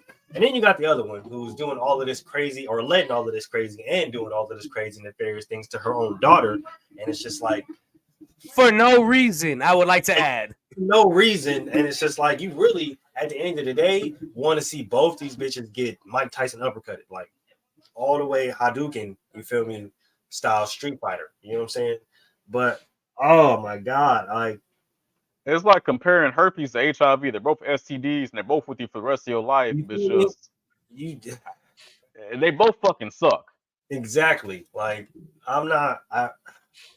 there's really no wrong answer here. This is the thing about it. Like there's no right you can pick, you know. So I mean, for me, right, I think what DJ Micah B said when it comes to how true, right, if that is the actual true story, which I really hope a lot of it's fabricated and they was just writing because they was going and they got their creative juices flowing. But if it's not, then a lot of that stuff is true. That bitch, Mary Lee you deserve the dirtiest of the dirt, okay? And you deserve to not be put under the jail. You know that the core of Earth where it spin, right? So quick. It's damn near like a black hole. Like she deserved to go in there where there's just a whole bunch of nothingness, okay? Where you just evaporate into nothing. The room of time and space. You feel me? Like you don't age. You don't age. Your ass just sits there. If there was one person who, if I seen on site and they gave me the opportunity to sweet chin music you on site, she would be that person right there. She would be her. I don't disagree with either of y'all. Like these both some vile, diabolical bitches, and honestly, there is no wrong answer here. Like I think what finally tipped it over the edge for me was Cersei has an actual motive on why she does what she does, and I tell people this all because obviously she witnessed her mother get killed as a kid. You know what I'm saying? Pretty much. And then after that, she was like, "Fuck humans! They killed my mom. I don't want to mess with y'all." Mary Lee, on the other hand, is just like, I don't like my fucking daughter. Like, straight up. Like, it's like, you were born, I hated you, nigga.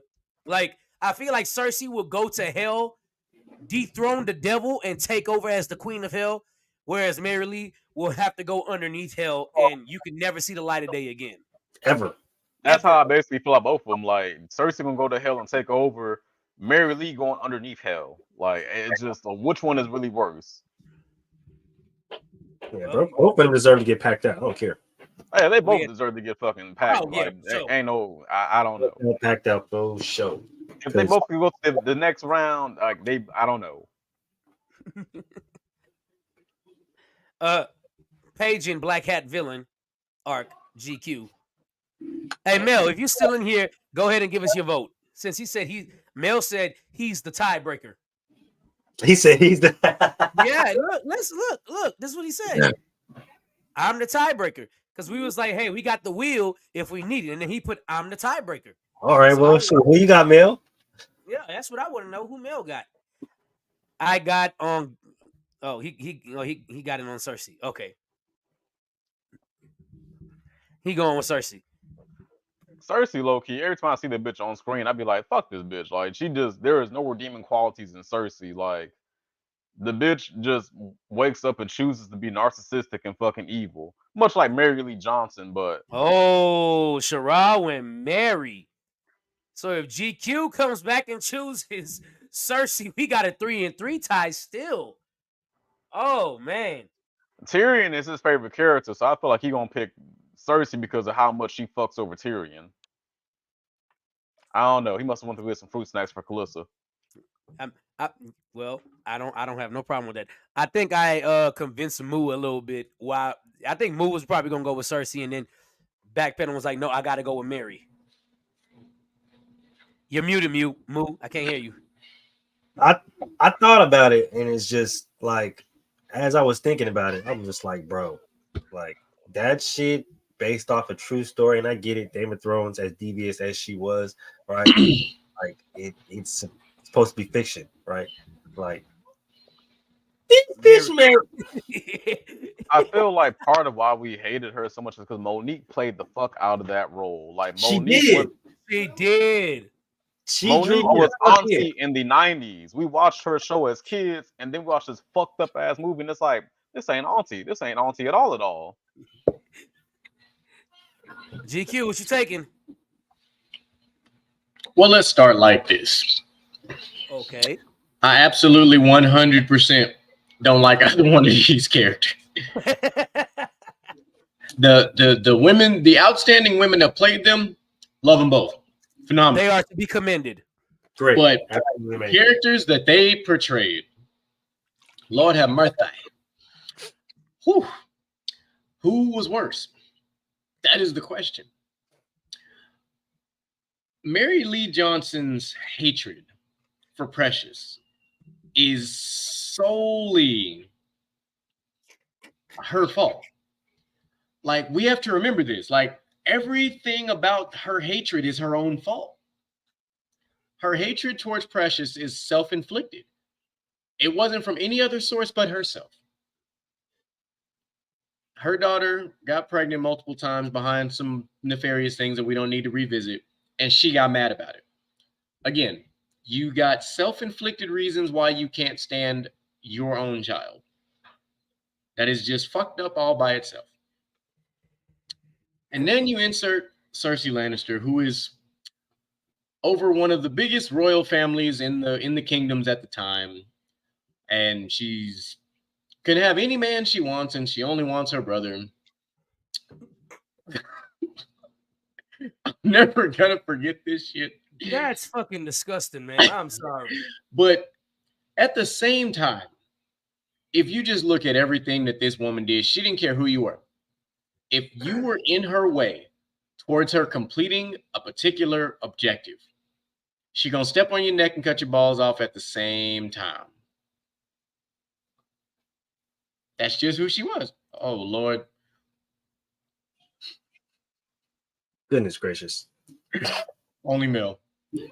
But I don't know, man. The more I look into it, like I gotta go with Cersei Lannister on this one, man. I just do. I just think and it's not, in this case, it's not the lesser of two evils. It's the worst of the two evils. Literally. And Cersei is still more evil than Mary Lee, because Mary Lee only did it to one person. Cersei did to multiple kingdoms. That's a So it great wasn't point. just like, so she was a terrorist on an all-time royal level. Cersei was a threat to all 7 kingdoms. Every time she set foot out the door.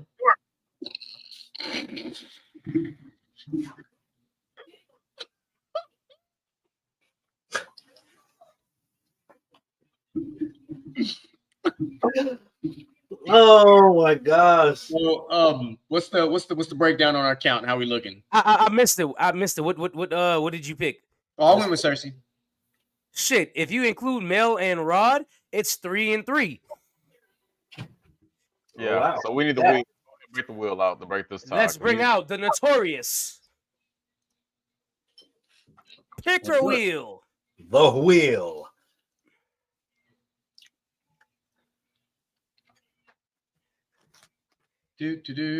Make sure I give her a proper respect. All right, SIE. All right.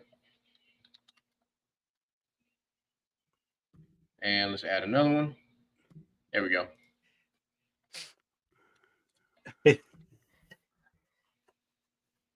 And the wheel picks. All right, so we're gonna do this the easiest way possible. We want to do us. We doing this a sudden death thing, or we doing this a best of 3?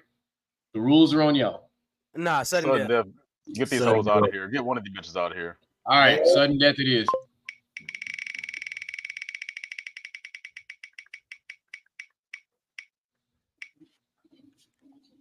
Oh,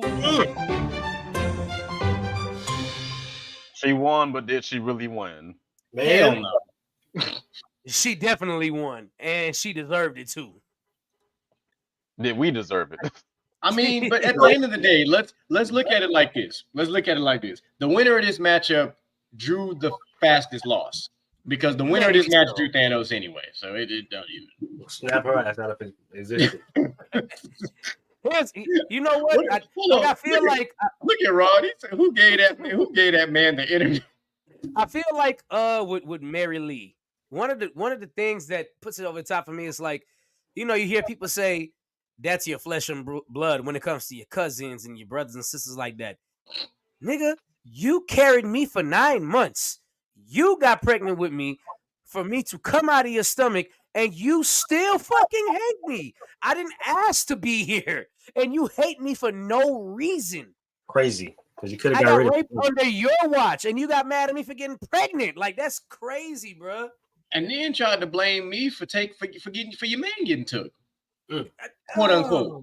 Quote Okay. unquote. Anywho, this next matchup I like this matchup. This is gonna be near and dear to DJ Michael B's heart, but it's okay. But we got the man, the myth, the beast, the lion in Scar versus Dr. Doom.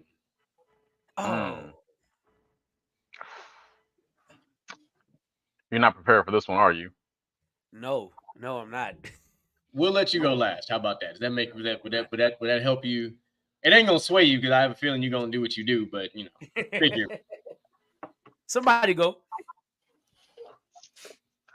I'll go ahead and cap it off. So this might be a controversial opinion. I'm gonna go ahead and start off with saying who I pick. I'm picking Scar. Oh!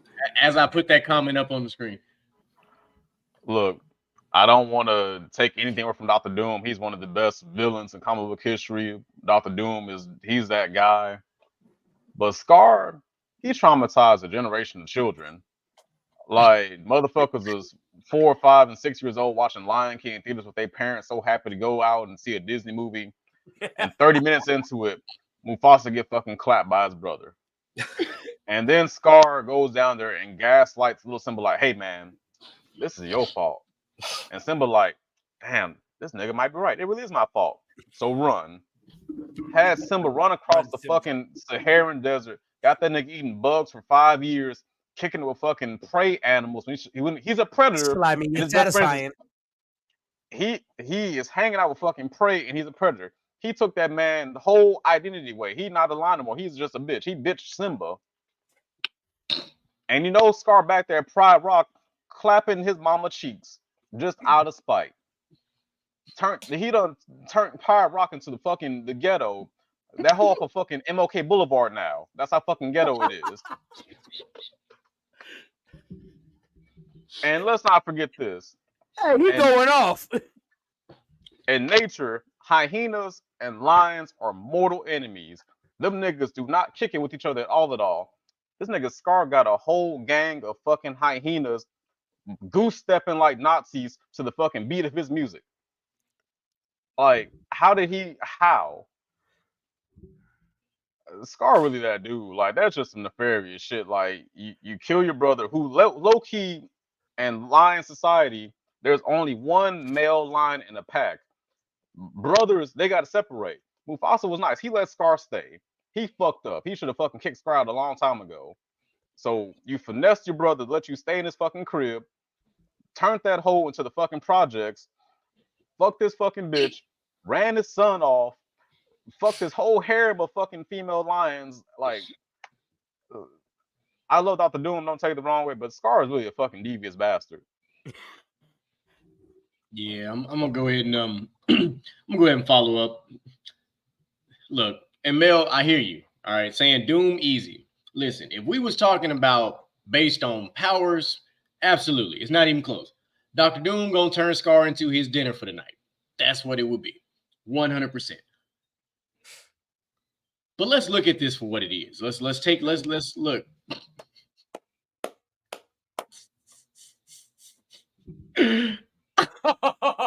Oh my And God. he gonna drink all your daddy beer too. Wrong. So look, look. Scar is literally. Let me tell you what Scar is. Scar is the crack epidemic in the hood. Tell me I'm wrong, because Pride Rock was a beautiful place when Mufasa was running that motherfucker. It was. When Scar killed Mufasa and Scar got up in there, Scar did exactly what the COVID-19 pandemic did to us. Quarantined the fuck out of everybody, had everybody on lockdown, couldn't go nowhere, couldn't do shit. The only essential workers was the motherfucking hyenas. That's wild. Like, let's just think about that. Like, you know, my brother being nice, you know, he say he turned Pride Rock in the MLK. Look, knowing good and hell well, that shit really looked like Cullen. Hey, they working on gentrifying Cullen, all right? Put some respect on Cullen. Damn. He literally, Pride Rock was fantastic. Like, Pride Rock looked at one point like Midtown. And then all of a sudden just looked like Sunnyside. Like, come on. I knew he was gonna say Sunnyside. Like, come on, man. Like, that's horrible. Scar did that. One lion did that shit. How you fuck the whole got a fucking R&K liquor, and that's how fucking ghetto it is. Yeah, like it's like you just let MD 2020 just infiltrate the motherfucker and just and sprinkle some OE in that shit. Like, that's what happened. You know, like, and look, because Dr. Doom, he was mad. He was mad because Reed Richards got the woman he wanted. So let's remember, a lot of these villains are built off of some hatred for some petty shit. We're not going to act like Dr. Doom, another billionaire, genius on top of that. Could have got any woman he wanted, but couldn't get the woman that he wanted and was mad at the man that got her. He's like, how this nerdy motherfucker get her when I should have had her? Am I wrong? You're not wrong. And at the end of the day, you're not wrong. Even though Scar turned Pride Rock into fucking Crack Rock, he succeeded in his plan. He wanted to be the king of Pride Rock, and he won. But at the same time, like, let's listen. Scar did it by any means necessary, and he said, "Oh my God!" And listen, in the ranks of succession, Scar was number 3. Scar had to get rid of Mufasa and Simba to become the one. Because if Mufasa died, they would have gave it to Simba, and his mama would have been breeding him up, training him up, getting him ready. Until he was able to take over. But what happened? Scar said, let me get rid of the king and his seed. And now, because we in the same family, I'm the one that's taking over. So he said, look, but I ain't going to kill the little man, though. I ain't going to kill the little homie. But I'm going to psychologically fuck that man up. And it's exactly what Darth Outlaw said. We know from watching Animal Planet, National Geographic, whatever you want to watch, lions hunt warthogs like a motherfucker. And meerkats was a young warthog. Meerkats burrow in holes when they see lions, and there are videos of lions digging in that hole and yanking a meerkat out that motherfucker by his little bitty ass tail. And Simba over here making best friends with him. Made best friends with his food. You made best friends with your food. So what would have really happened if he made it back to Pride Rock and there was no food and all that was left was two things you would eat on a normal ass Sunday?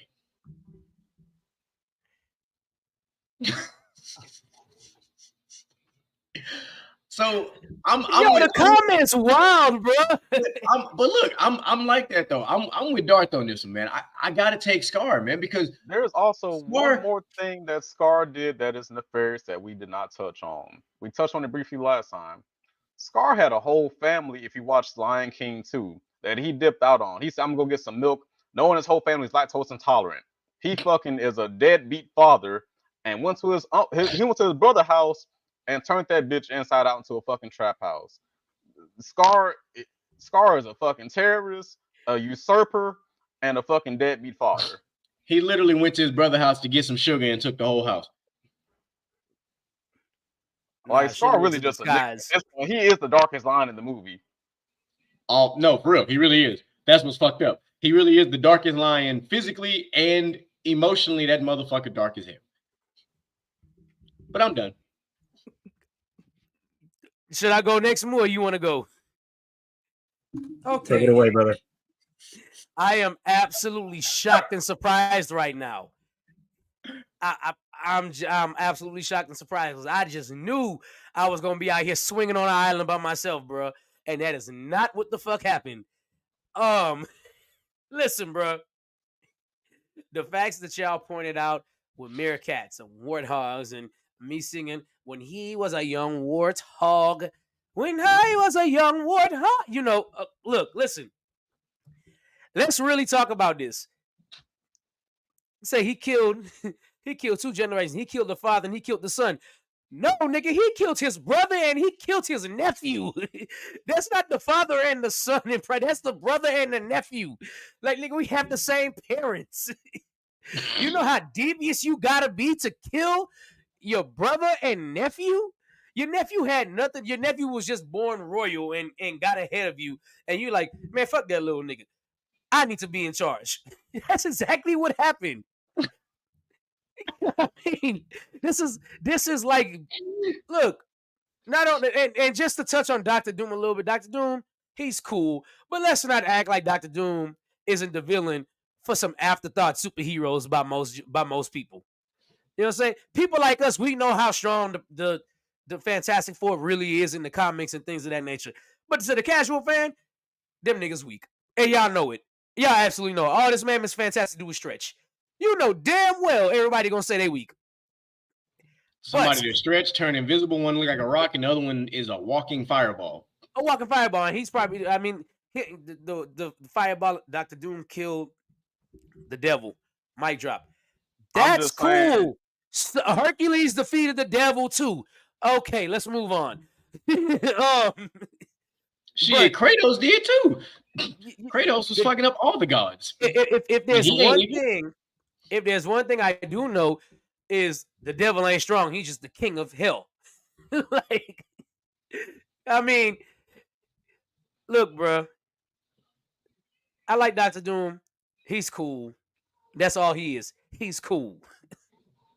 I would hang out with him on the weekend. Yeah, right. This man had Scar. This man Scar had the hyenas singing about him, singing his praises, saying, "It's great that we'll be soon commanded by a king who will be all time adored." What? Your mortal enemy is going to be your king, and you're going to listen to this dude? Boy, Scar that dude, bro. Scar walked into a situation and was like, we gonna mess him up. And I just want to piggyback off what you said, which was he let Simba get away. He did not let Simba get away. The hyenas lied and said they killed him when they went back to Scar. So when Simba came back to fuck some shit up now, Scar is like, how in the hell are you alive? You were supposed to die when you was a little kid. I wanted to make sure you were dead. I didn't give a damn how old you was. You weren't becoming king. You up in there talking about, oh, I just can't wait. No, nigga, you not getting the chance. I don't give a damn. That's what's bro. Scar was on some shit. Scar was on some shit.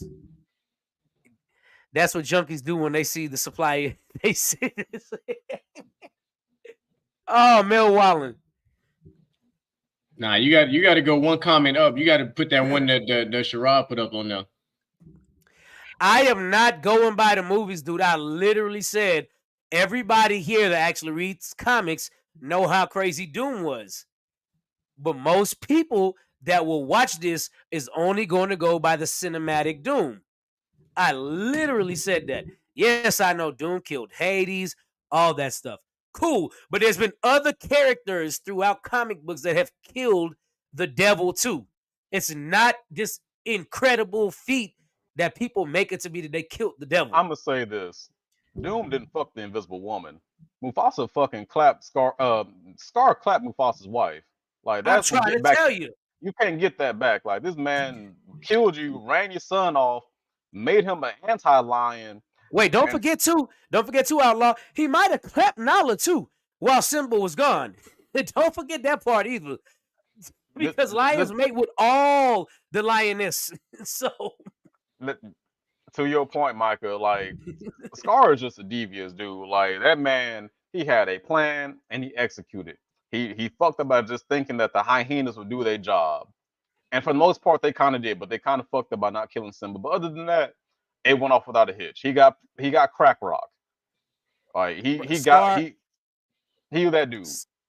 Scar set out a plan to be king and succeeded, bruh. Until the hyenas fucked it up. Well, that's what you get when you fucking hire crackheads from the fucking gas station to fucking carry out a hit job for you. That's very correct. All the little women lions are 304s. That's how they get down. That's how they gotta get down. We all know Nala was a hoe by the way she looked at Simba. Stop playing with me, dog. Yeah, you pinned you again. He knew what it was. All right, Moo, go ahead. Take it away. All right. So when it comes to the villainy of Dr. Doom, okay, we're not discounting anything, right? Bitch! Oh, my bad. Oh, my bad. Sherrod is crazy for that one. I ain't gonna lie, that's a dope. He over here dropping quotes and shit. He dropping bars in the chat right now. Shout out to the chat, they going up. But when it comes to the villainy that there is of Dr. Doom, right? We're not. I understand, right? The movie's severely downplaying, man. We all know how he gets down in the comics, right? Like killing Doctor Strange to be the Sorcerer Supreme, or trying to be the Sorcerer Supreme, killing Thanos, and after he then basically fucked off the whole universe, right? Like that's basically what he does, right? Taking niggas' power, shit like that, right? Like just to ultimately be him. That's what he wants to. You ain't Captain America, nigga. Shut up. Right? He's ain't no language cap. This show ain't made for kids. It's in the caption. Read it closely. He wants to be looked at as, as that guy. Ultimately, he ends up failing a lot. But, according to the comments, he does got to get his get back here and there. Now, Scar, like my brothers around me have illustriously pointed out, was that light skin or medium brown skin, chocolate skin with the pretty eyes. I used to walk around the drugstore. Pretty brown eyes. The girls' clothes store at the mall. You feel me? When he had a whole family at home and would mac you up, and then how you take you back to his crib so he can sleep on your couch and eat your kids' fruit snacks. That's basically what he was doing. You feel me? On Pride Rock. And then he kind of like swindled his way in there and was like, hey, like your man be gone a lot, right? Like he be at work and shit, like working cross country. Oh man, so y'all need to do it up in here. It's me, it's good. You feel me? I really don't got no job in there like that, but I'll be selling drugs on the corner. You feel me? Where we met at? Yeah, you feel me? That's my little spot, whatever. So you feel me? I got my little homies. You feel me? They be pushing that shit for me. They bring me back about a couple hundred every couple of weeks. You know what I'm saying? We're gonna be eating though. Don't worry about it. We're gonna be eating. So you know what I'm saying? They turn Pride Rock into, you feel me, 101st and International, if you know. Right here in Oakland, or if we can just go right here up the street to North Highlands on A Street where the Crips be at. That's basically what for those who are not familiar with California, he basically turned Pride Rock into fucking Grove Street. Yeah, he basically If you know, you know. If you ever in Cali, just drive down International. It's this big ass long strip that basically go all the way through Oakland, all the way. I think I prefer not to, but thanks for the And invitation. if you're ever in Houston, just drive by the University of Houston. You know what I'm saying? It's equivalent to that, right? Equivalent to that, right? You know, you're gonna see a lot of boarded up houses. Actually, Scar had Pride Rock looking like High Street at around 9:30 at night. If you know, you know. But so is that kind of like Beach Nut and Beach Nut at like 9:30 over here in Houston? Yeah. You know for a fact you stay away from Beach Nut at that certain point in time of night. Absolutely. Yeah. Mel. Basically, yeah. This dude Scar looked into his brother's eyes and said, "Long live the king." Made sure his brother knew it was him that was killing him and threw him down to his death. What are we talking about here? Yes, we do know Secret Wars. Secret Wars is finally coming to the world, to the rest of the world who doesn't already know. Let's expand on that point, right? Because not only did he set him up and set his son up to die, basically, right? Because if elaborate plan, by the way, right? Elaborate plan. If Simba didn't get there on time, or if Mufasa didn't get there on time, Simba would have died. But look, check this out, though. This is the cool part about it.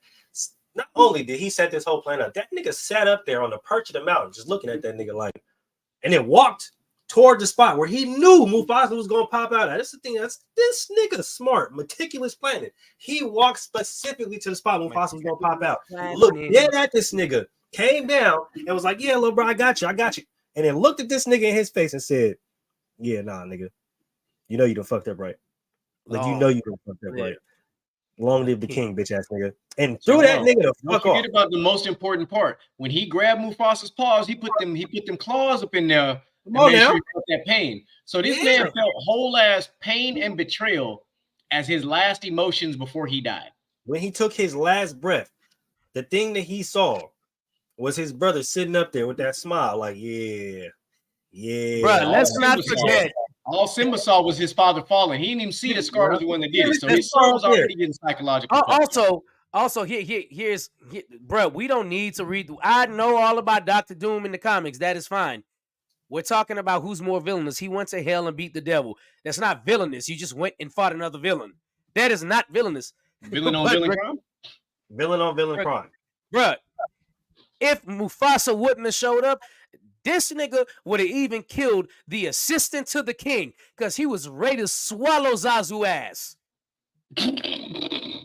Stop playing, now, bro. Pause. Rephrase that, Chief. I'm not rephrasing that. That's the fact that Zazu's a guy. He literally did have to spit out Zazu though. Like, yeah. I mean, he did eat that man ass. Drop him. I'm sorry, I was not prepared for that. That was good, bruh. Like, bruh, come on. This Scar was ready to kill everybody just to be king. He didn't care how good you were. He didn't care what you were doing. Say, bro, if I got to make it to the top and be king to run this, I'm going to kill you if you stand in oppression. And let's 100%. Not forget how in Lion King 2, he had the whole family he abandoned years ago. They came back to slide for him. Even though he ditched them, they still came at the slide for him. Mm-hmm. Mm-hmm. Not to mention, he ate his brother.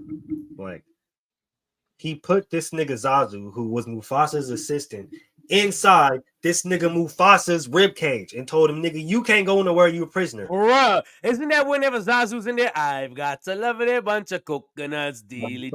Here they are, standing in a row. He's inside Mufasa's ribcage in prison. Inside Mufasa's ribcage. It's a small world after. No, and you know, Scar's probably typing down the line in that same cable. Zazu just sitting there, just like this nigga. Not to mention the way he was making Mufasa's skull sing the words too. Bro, Scar had no chill. Scar didn't give a damn. And I appreciate. Listen, so let me say this. I appreciate OG Mel's insight. I really do. I appreciate all the comments in the chat today. But let's make sure that we understand the purpose of why we are doing what it is that we're doing, because we are not just having this round of 32 of villains based solely on their powers, if you will. Because we could have skipped all this and put Dark Magneto, Dark Vader at the end. this is no different than evaluating an athlete. We're looking at the total athletic package. In this case, we're looking at the total villainous package. Yes, you might have had an amazing array of powers, but we're also looking at the nefarious shit that you did. And there are levels to nefariousness, because the fact that a guy like the Green Goblin, his whole level of hatred was on a 16-year-old kid is just fucking out there. Scar, on the other hand, Scar, and the way that DJ Michael B so eloquently put it, this man had a whole hatred for his brother and his nephew because he wanted to be king that bad. So he said, let me get both of y'all out the picture so that I can be king. Then let the hyenas take over. And then you let the lackeys do the legwork. Normally, knowing y'all don't fuck with each other, it's like the equivalent if you was the head gangster and you had a bunch of cops working for you. Yes. That's exactly what it is. That's what the fuck Scar did. I can't believe this. I for sure thought I was gonna be out here standing on an island on Scar by myself. Clearly. No. Nah, bro. Like, If we're talking Like I comic said. book villainy, of course, Doctor Doom. But we're talking If we specific. went off of comic books, hell, the final matchup would probably be between like Thanos and fucking either Magneto or Darth Vader. Like, let's just be real. But we're talking just head up, match to match. Doctor Doom, Scar, who was, as far as this moment, the worst villain and their motives. And when it comes to Scar leaving his family to go fuck off with another family and take over that family and turn it No, not another family.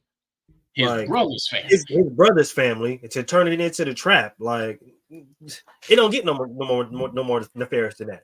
Like, Hey Mel, you know what Mel is saying? Read the Doom comics.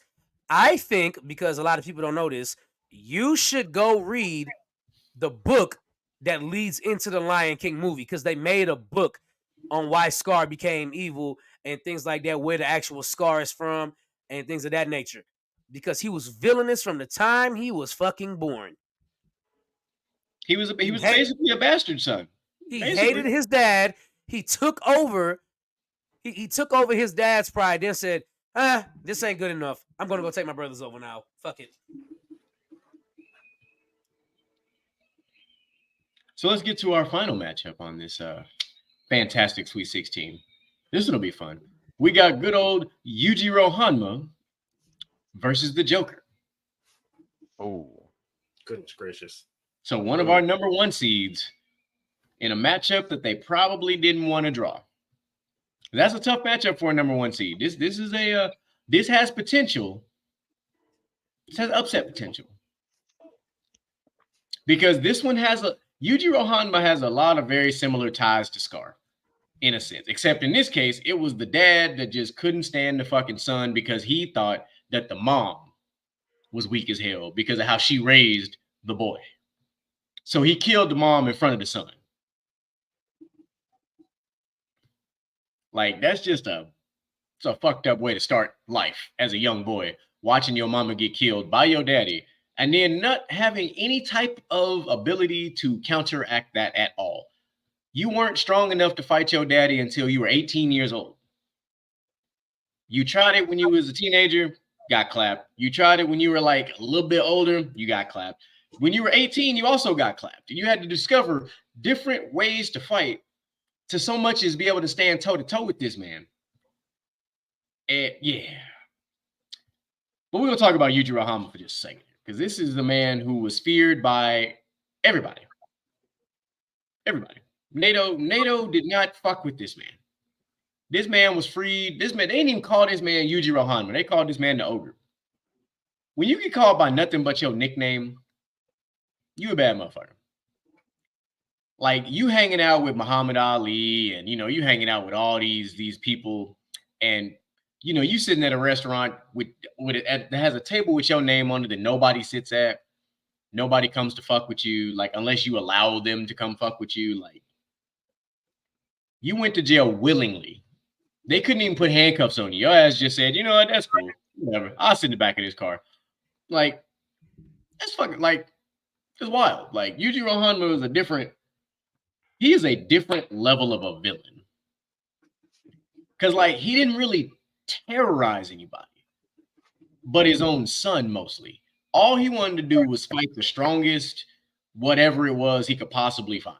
At the end of the day, that's what Yujiro wanted to do. He wanted to fight the strongest beings, whether it was an animal, a vehicle, a robot, didn't matter. All Yujiro wanted to do was he wanted a challenge. And now let's talk about the Joker. The Joker's sole purpose in this life was to make the Batman come out to play. It wasn't anything else. If you watch every single thing that the Joker ever did, and if you watch some of the animated movies too, he talks about it. He's like, how can I make the Batman come out to play today? Because he was enamored. Say what you want about the Joker. As much as he tried to kill the Batman, he was enamored with Batman. He might have been the only villain on this list that was like mesmerized by his rival. Because he could have easily killed Batman on a couple of occasions. If you watch enough and read enough about anything that goes on with Batman, there are some instances where the Joker could have absolutely killed Bruce Wayne. 100%. 100%. He wounded this man to where he was near death, probably, correct me if I'm wrong, Outlaw, probably about at least 8 different times he had Batman on some near-death shit. Never killed him, though, but near-death. On the flip side, Batman had Joker on some near-death shit. Man, I lost count. Like, he beat this man within an inch of his life after he killed one of the Robins and still never killed this man. So that right there is a level of power for a villain that you can't even quantify that. You're so powerful without powers that your main adversary won't even actually kill you. Because he, for some reason, has it in his head that he can reform you by sending you to Arkham over and over and over again. Knowing that you graduated from Future University with your PhD in pure toxic because of the way you treat Harley Quinn. Oh, like, my God. What an underrated quote, bro. That is an underrated quote. Like, you are literally shades of Ike Turner with Harley Quinn. You are. Maybe like, you had her doing all of your bidding, and if she didn't do one little minute detail correctly, that backhand was strong. Mind you, she had all the means to kill you too. She had a pet hyena named Butch. She had 2 pet hyenas, actually, which is even more wild. Like, she had all the means to kill you, and she couldn't kill you. And what would she do? She would leave, but she would always come back. It didn't matter what he did. So the level of villainy she left. Yes, but the level of villainy of power that the Joker had over 2 Something people, you caught that reference, is just absurd. Like, he was able to treat his woman like beyond shit, and she was always coming back. Joker could literally kill somebody right in front of Batman, which he basically did when he got rid of Robin, and Batman still wouldn't kill this man. Give me the Joker in this matchup. Allow me to interject next, and I'm going to keep mine short. I want to send a very, very special heartfelt RIP to the guy that I am about to borrow what I'm about to say next from. But there is a very, very famous particular wrestler that has passed on to the afterlife. And his song, quote, whatever you want to say, he would come out and he's got the whole world in his hands. Bruh, you know what kind of power it is to sit there and say, you can't be killed?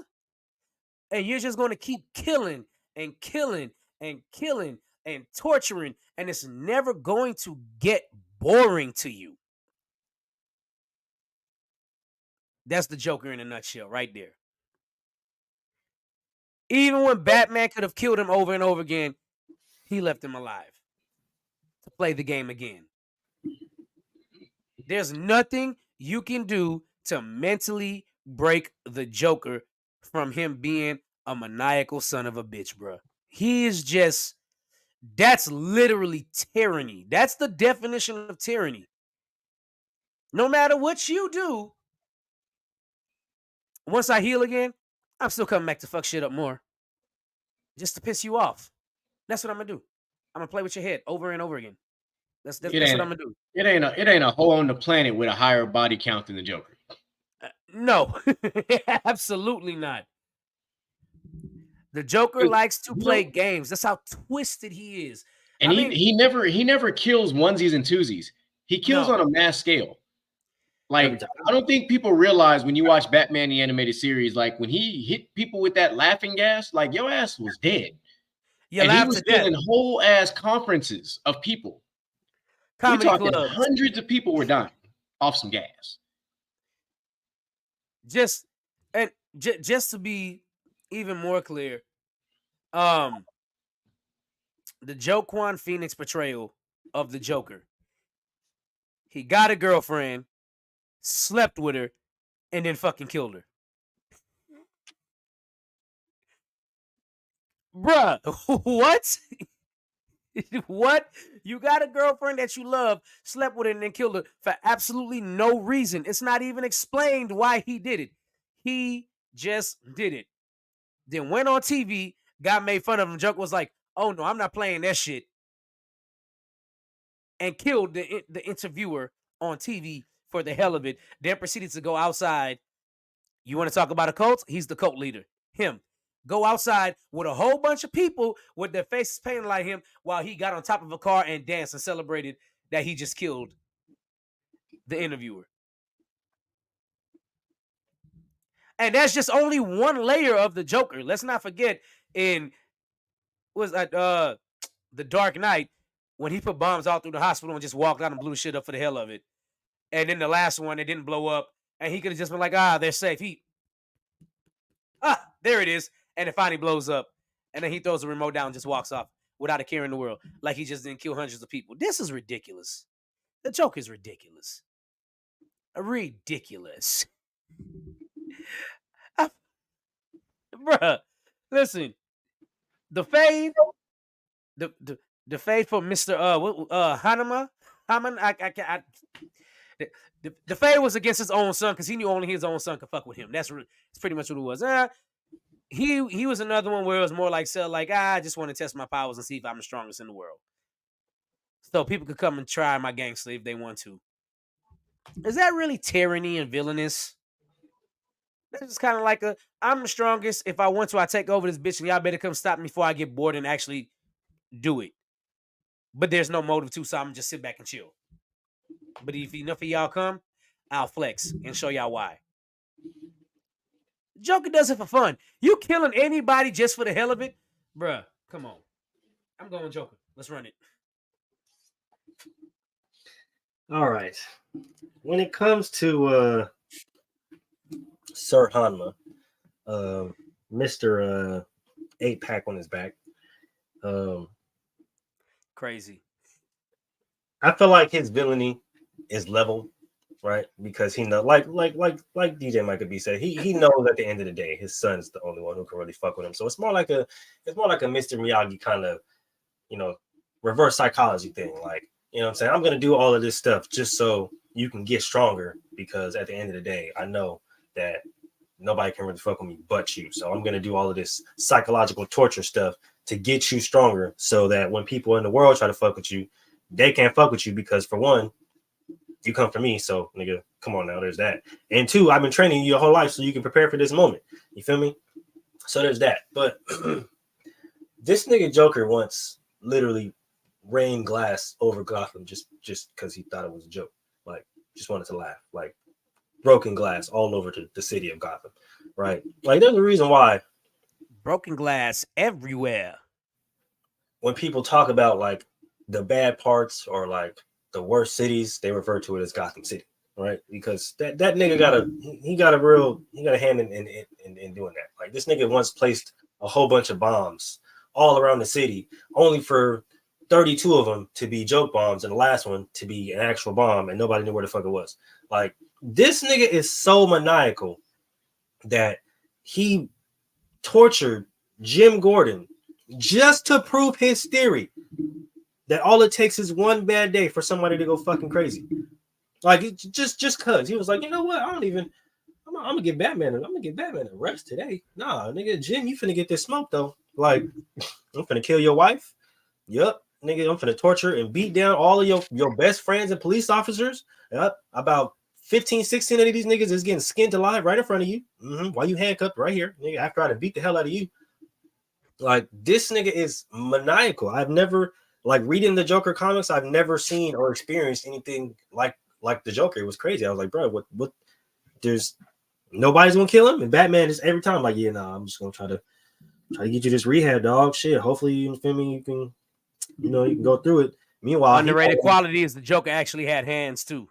Yeah, like, and he'll pack you out. That's the cool part about it. Like, this nigga literally like Joker-fied all of the Justice League, but like not only like specifically Joker-fied all the Justice League, like he made it like so specific to each one of them to where like it was only like, it's a crazy ass comic, but like literally made it so like only it was specific to each one of them and their powers to where like if they did one wrong thing, it would kill them type shit. Like it's not even just about Batman. This nigga wake up on Demon Time every day. Like, who got tortured today? Is it Harley? Is it the police force? Is it Batman? Is it the Justice League? Is it Superman? Because he once made Superman thought that he killed Lois Lane, which made Superman go on a whole ass tear. Tyrant tear, nigga. That nigga stopped caring about everything. That was the one time we got to see Superman like in his full Magneto form. Like, nigga, I'm him, and can't none of y'all like do shit about it. Like, on some real shit. I ain't even gonna lie to you. Like, even Batman with this motherfucking glowing ass green rock, nigga, like he can't do shit about it, bro. You feel me? Nah, that shit ain't working anymore. Don't come over here this way. So, like, when it comes to just villain, Joker is there's the reason why he number 2 and him Nito is number 1. Let's just say that. Very well said. So I'm gonna give Yujiro Hanma his flowers. He is a dope ass villain. It's just that his villainy is mostly contained to just wanting to fight stronger opponents. He's not out to really take over the world or do nothing crazy besides just beat niggas' ass. Like, that's just really all he wants in life. It's just a good fight. The Joker wakes up every day and is like, how much chaos can I cause today? Just for the fuck of it. He might shoot you in the kneecap. He might steal your son's report card. He might fuck your wife on the fucking couch. We don't know. He don't know what he gonna do. He just gonna do. That's a wild ass random array of shit that he would do. And he absolutely might fucking do it. The Joker is a menace, man. He done made Superman turn evil. Like, he turned the Golden Child into a fucking fascist dictator in the Injustice universe. Like, created the Injustice League. Yeah, the like Justice Lords, whatever phrasing you'd like to use. I feel like to some extent this might be controversial. Like, I'm low-key tired of the Joker because he always pops up everywhere. But like every time the Joker pops up, he's done well pretty much most of the time. Besides that Jared Leto Joker, that shit was kind of weird. Like, I wish the other Batman villains would get more spotlight, but the Joker gets the spotlight for a reason because he really is that dude. Yeah, bro, that's true. That's fucked up on Yeah. other levels. He gave children poison cotton candy at a carnival. Yeah, the Joker don't care if it's a child or not, bro. They're getting packed up. Like, he packed up Jason Todd and he was like 14 years old. Like, the Joker is a menace, bro. Like, that nigga just straight. If you look up evil in the dictionary, you got the Joker right there. No words, just the Joker's face. Yep, the Joker sitting on a throne, chilling. Yeah. Sorry, this is gonna be a clean sweep, but we got to go with the Joker for this one. That was, I mean, it was pretty easy. But we know Yujiro packed that man up. If they fought, Yujiro's packing that man up. No. Sure. Oh yeah, dude, look, Yujiro is packing up over half of this bracket. Rob got a good point there though, but he gave them the balloon in the first place. That and then pops it. And then Joker gas him out the fucking pop balloon. Yeah, that man is straight up a taker backer. Like, that man will give you some shit and take that shit back tenfold. Like, how you give somebody some shit and take it back with interest. Don't forget the corsage with the gas. Don't forget the power. Squirt you right here, bow. You done. And unlike most of these villains on this list, man, the Joker has no redeeming qualities. Like, I can't think of like any one instance where the Joker did something for anybody other than himself. Facts. That's exactly why, right there. Nigga don't care about world domination or nothing. He just don't care care. about He's just fucking evil. He is Yeah. just evil. That's why he don't leave Gotham very often. He's like, I can just take over my own little niche right here. I'm good. Chill. Like, oh, I'll hop skip over to Metropolis and fuck them up, but nigga, I'll be back. Don't worry about it. always come back home. But looks like my guess was correct. It looks like we will be having ourselves a part 4. Our Elite 8 has been completed. We have some we got some fun matchups. I see at least 1, 2. I got two sweeps in the Elite 8 that I'm predicting. But just for the audience, the viewing audience, our matchups moving forward on the west side of this bracket, we've got Darth Vader and Michael Myers. 2 people who don't talk a lot. One who don't talk at all, and one who says very minimal but says iconic things every time he talks. Then we got the Green Goblin and Magneto. On the east side of this bracket, we've got the Joker versus Scar. And unfortunately, the most unbalanced matchup on this entire bracket is Thanos versus Mary Lee Johnson. Snap that bitch right up out of existence. So that is our Elite 8.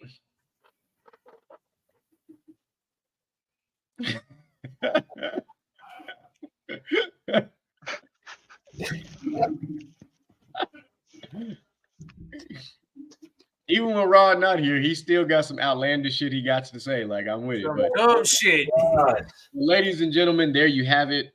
That is part 3. Looks like part 4, we will be closing this thing out. We're going to piss somebody off with whoever gets crowned the round of 32 villain of villains. Yeah, I just used the word villain in a couple different methods. But that's why we do this. It's our fucking show. So what? Listen, if we set this up and we basically gave everybody their full array of abilities and powers and comic book this and that and the third, every single non-powered villain would lose. 100%. Bruh. We would. Like, in an actual fight, Darth Vader gonna choke the shit out of Michael Myers from afar. He never gonna let Michael Myers get within a sniff of him. And you remember Superpower Beatdown? Do y'all remember Superpower Beatdown? Yes. Yeah.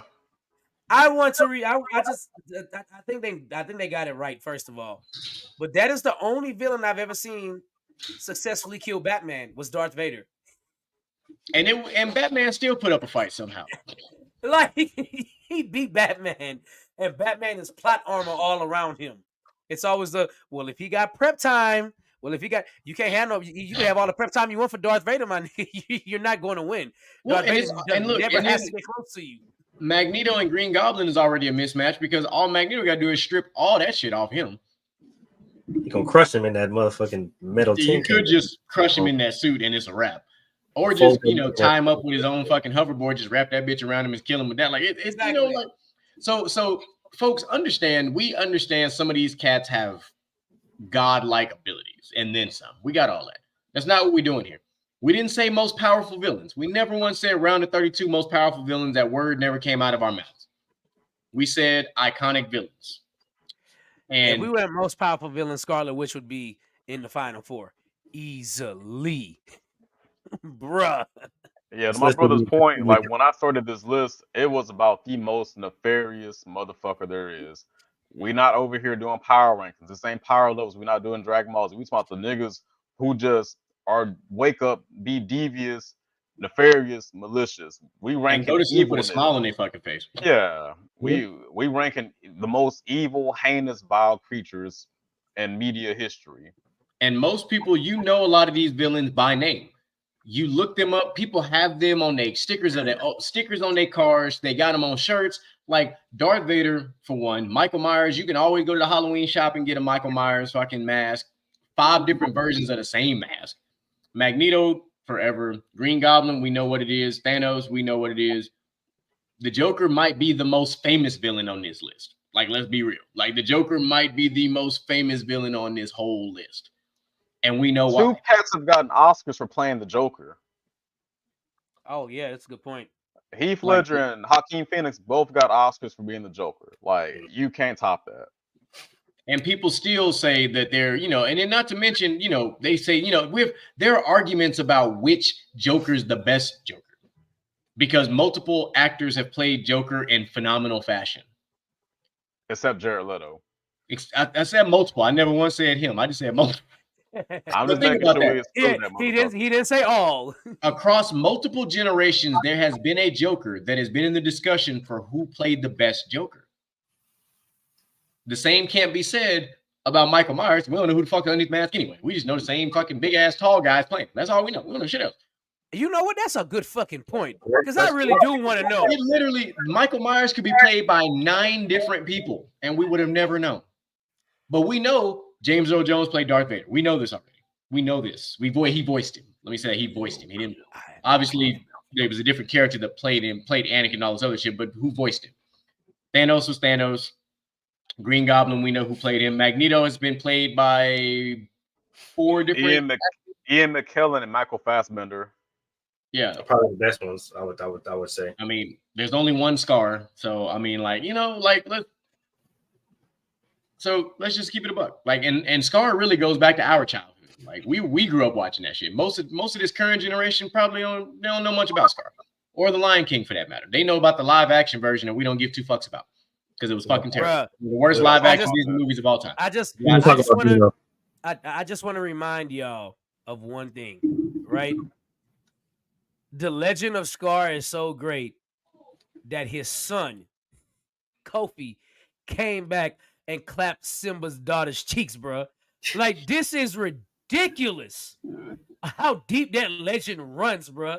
Think about that. Micah, I didn't want to talk about that because if you think about the family It's circle that's incest. going, yeah. The same guy that had a problem talking about Cersei, talking about Kofi. Because Kobu is technically Simba's cousin, and hey, look, man. Stop playing Alabama rules. First Family. cousin too, bro. First Yeah. cousin, not even like it's down the line. There's no right way to look at this whatsoever. There just isn't. At all. And then if you really think about how lion packs work, Nala should have been Simba's half sister. Yes. Technically Well, was. Nala was the doorknob of the pack when she became of age. If there's anything of becoming of age in a lion pack. He went there. I did. He ain't lying. I'm not pun intended. I ain't was that lying. a bad pun? No, actually, it was not. But I'm just saying. I just spit facts. He said pun intended. That's what he said. Yeah. Yeah. After Moose said he ain't lying, I was like, oh yeah, pun intended. Then Got to get one dad joke in there. We do got some dads on this panel, so we got to get that one little dad joke in there. But let's start with Darth Outlaw. What you got? Closing thoughts. I didn't expect us to go to 4 episodes for this, but it's been a blast. Thank y'all for tuning in, and y'all wait for the next round of 32 that we cooking up. This one's it's gonna be a real good show when we get this one rolling. Controversial opinion is gonna be on this one too, by the way. Definitely. Mulu, what you got? Really dope show. Part 4 next week. So make sure you guys tune in for that. Make sure you guys tune in tomorrow to PVT featuring me and my boy Will. Gonna come at you guys live again with another NCAA show. And Friday again with the Inside the Huddle football show. Make sure you guys tune in. DJ Micah B. well, since Moolage came with the lineup, as normally me and Moolage switch off on the basketball show, so I will not go back and say anything about the lineup other than the best damn football show period is on Friday because that was coined by this guy here. But before we go, for the ones here that know and for the ones who don't know, I want to give a big hold up. God damn it. Gotta give one to my boy, big homie Josh, big homie Sense. Happy birthday, my brother. Look forward to seeing you soon. I'm gonna kick it like this. It's been a wild last 2 years, truly thinking about everything from Gentlemen's Talk being the show that would not only talk about what we're doing now, we would talk about the NBA, the NCAA, the NFL, music, all the Fantasy. above, comic book, fantasy, all the above, to now we are this talk show that does these rounds of 32s, has these roundtable discussions, not debates, discussions amongst men. Sometimes women get upset because we do some mansplaining and it upsets people, and it's okay. It's okay. We understand. Sometimes we do say things we shouldn't say. It is what it is. It's a part of life. Okay. We all say dumb stuff sometimes, but it's okay. But where we started to where we are now, I couldn't be prouder of how the show has grown, how the gentlemen have grown. It started with 2. Now we're at 5. We've collected all the Infinity Stones, and I'm telling you right now, when we snap, all these other fuck ass shows gonna disappear, and we still gonna be standing strong because that's just what it is. So just be prepared when we do snap, because you might not be here. And if you hate Captain Planet on your asses, man, listen, if you keep hating on the show, man, hey man, keep that same energy when we blow up, man. That's all, because I know y'all be watching. We keep up with who keeps an eye on the TikTok, so we know who be viewing the profile, trying to see what kind of shit we be posting, trying to get some ideas so they can steal some ideas. Like man, we peep game. We ain't dumb. We ain't new to this. We true to this. But we appreciate, we appreciate the flattery of, taking the concepts that we have and using them for your own platform. Just make sure you give us some credit. Make sure you credit Gentlemen's Talk when you do that. Give us our proper due. Just like when you write an essay, make sure you give us, put us on your works cited page one time for the one time, so we can get our, collect our royalties real quick. Because, it's all about the coins out here, especially in this inflation. We're trying to get all that bread. So with that being said, thank you to every single individual who has contributed to the ultimate success of Gentlemen's Talk. And it starts with Jew Fresh, who blessed off on our theme song that we use, In My Zone, from his first ever EP album. Still one of the most phenomenal tracks I've ever heard from someone that we call a brother. To all of our LXG brothers who've been supporting us from day one, happy birthday to the big homie Josh, talking about Ace, talking about Joseph, talking about Dak, talking about all of us, man. Ivo, DJ man, punk ass Jets. Yeah, DJ and look, CJ and his punk ass Jets, all the above, man. Like, we can't forget about y'all, man. We appreciate y'all very much so. Jonell. Yep, yes, Jonell being arguably the biggest fan we have, but also one of our closest partners, man. That's always listen to the audio version while he at work, so he be doing his work and laughing at the same time. And to all the new subscribers, all the new followers, everybody who follow us on the TikTok, everybody who, reaches out to us and lets us know how we doing. We appreciate you. Mom, I love you. I know you always keep up by watching the TikToks and stuff. She always talking about it. My sister Jennifer, she always be, always be commenting. She always be, be reacting. Shout out to my extended family real quick. That's them. The family gonna always look. Ain't nobody's family tighter than ours. I'm gonna tell you that right now. Like our group chat be live. I'm gonna say it like that. Our group chat be live. Even though we make fun of our dad for being the only Android in the chat. But that's, And okay, shout out. Oh, Rod say it's Pops you watching now. Shout out my man, Brother Sims, Brother Kelvin.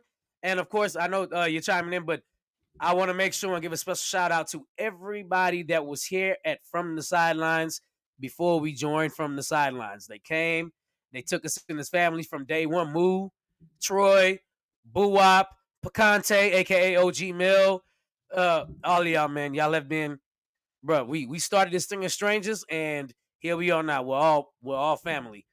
And of course, also a shout out to everybody that was with From the Sidelines before we got here, because y'all left and y'all made space for us. Oh wow! And of course, to Outlaw, Moo, Rod, bro, y'all have made this show another level now. Y'all have elevated this show to another level with your insights. I can't wait to get a debut of Outlaw Unhinged. Can't wait for it, because my brother over here, Mr. Outlaw, be spitting facts. He be spitting them facts.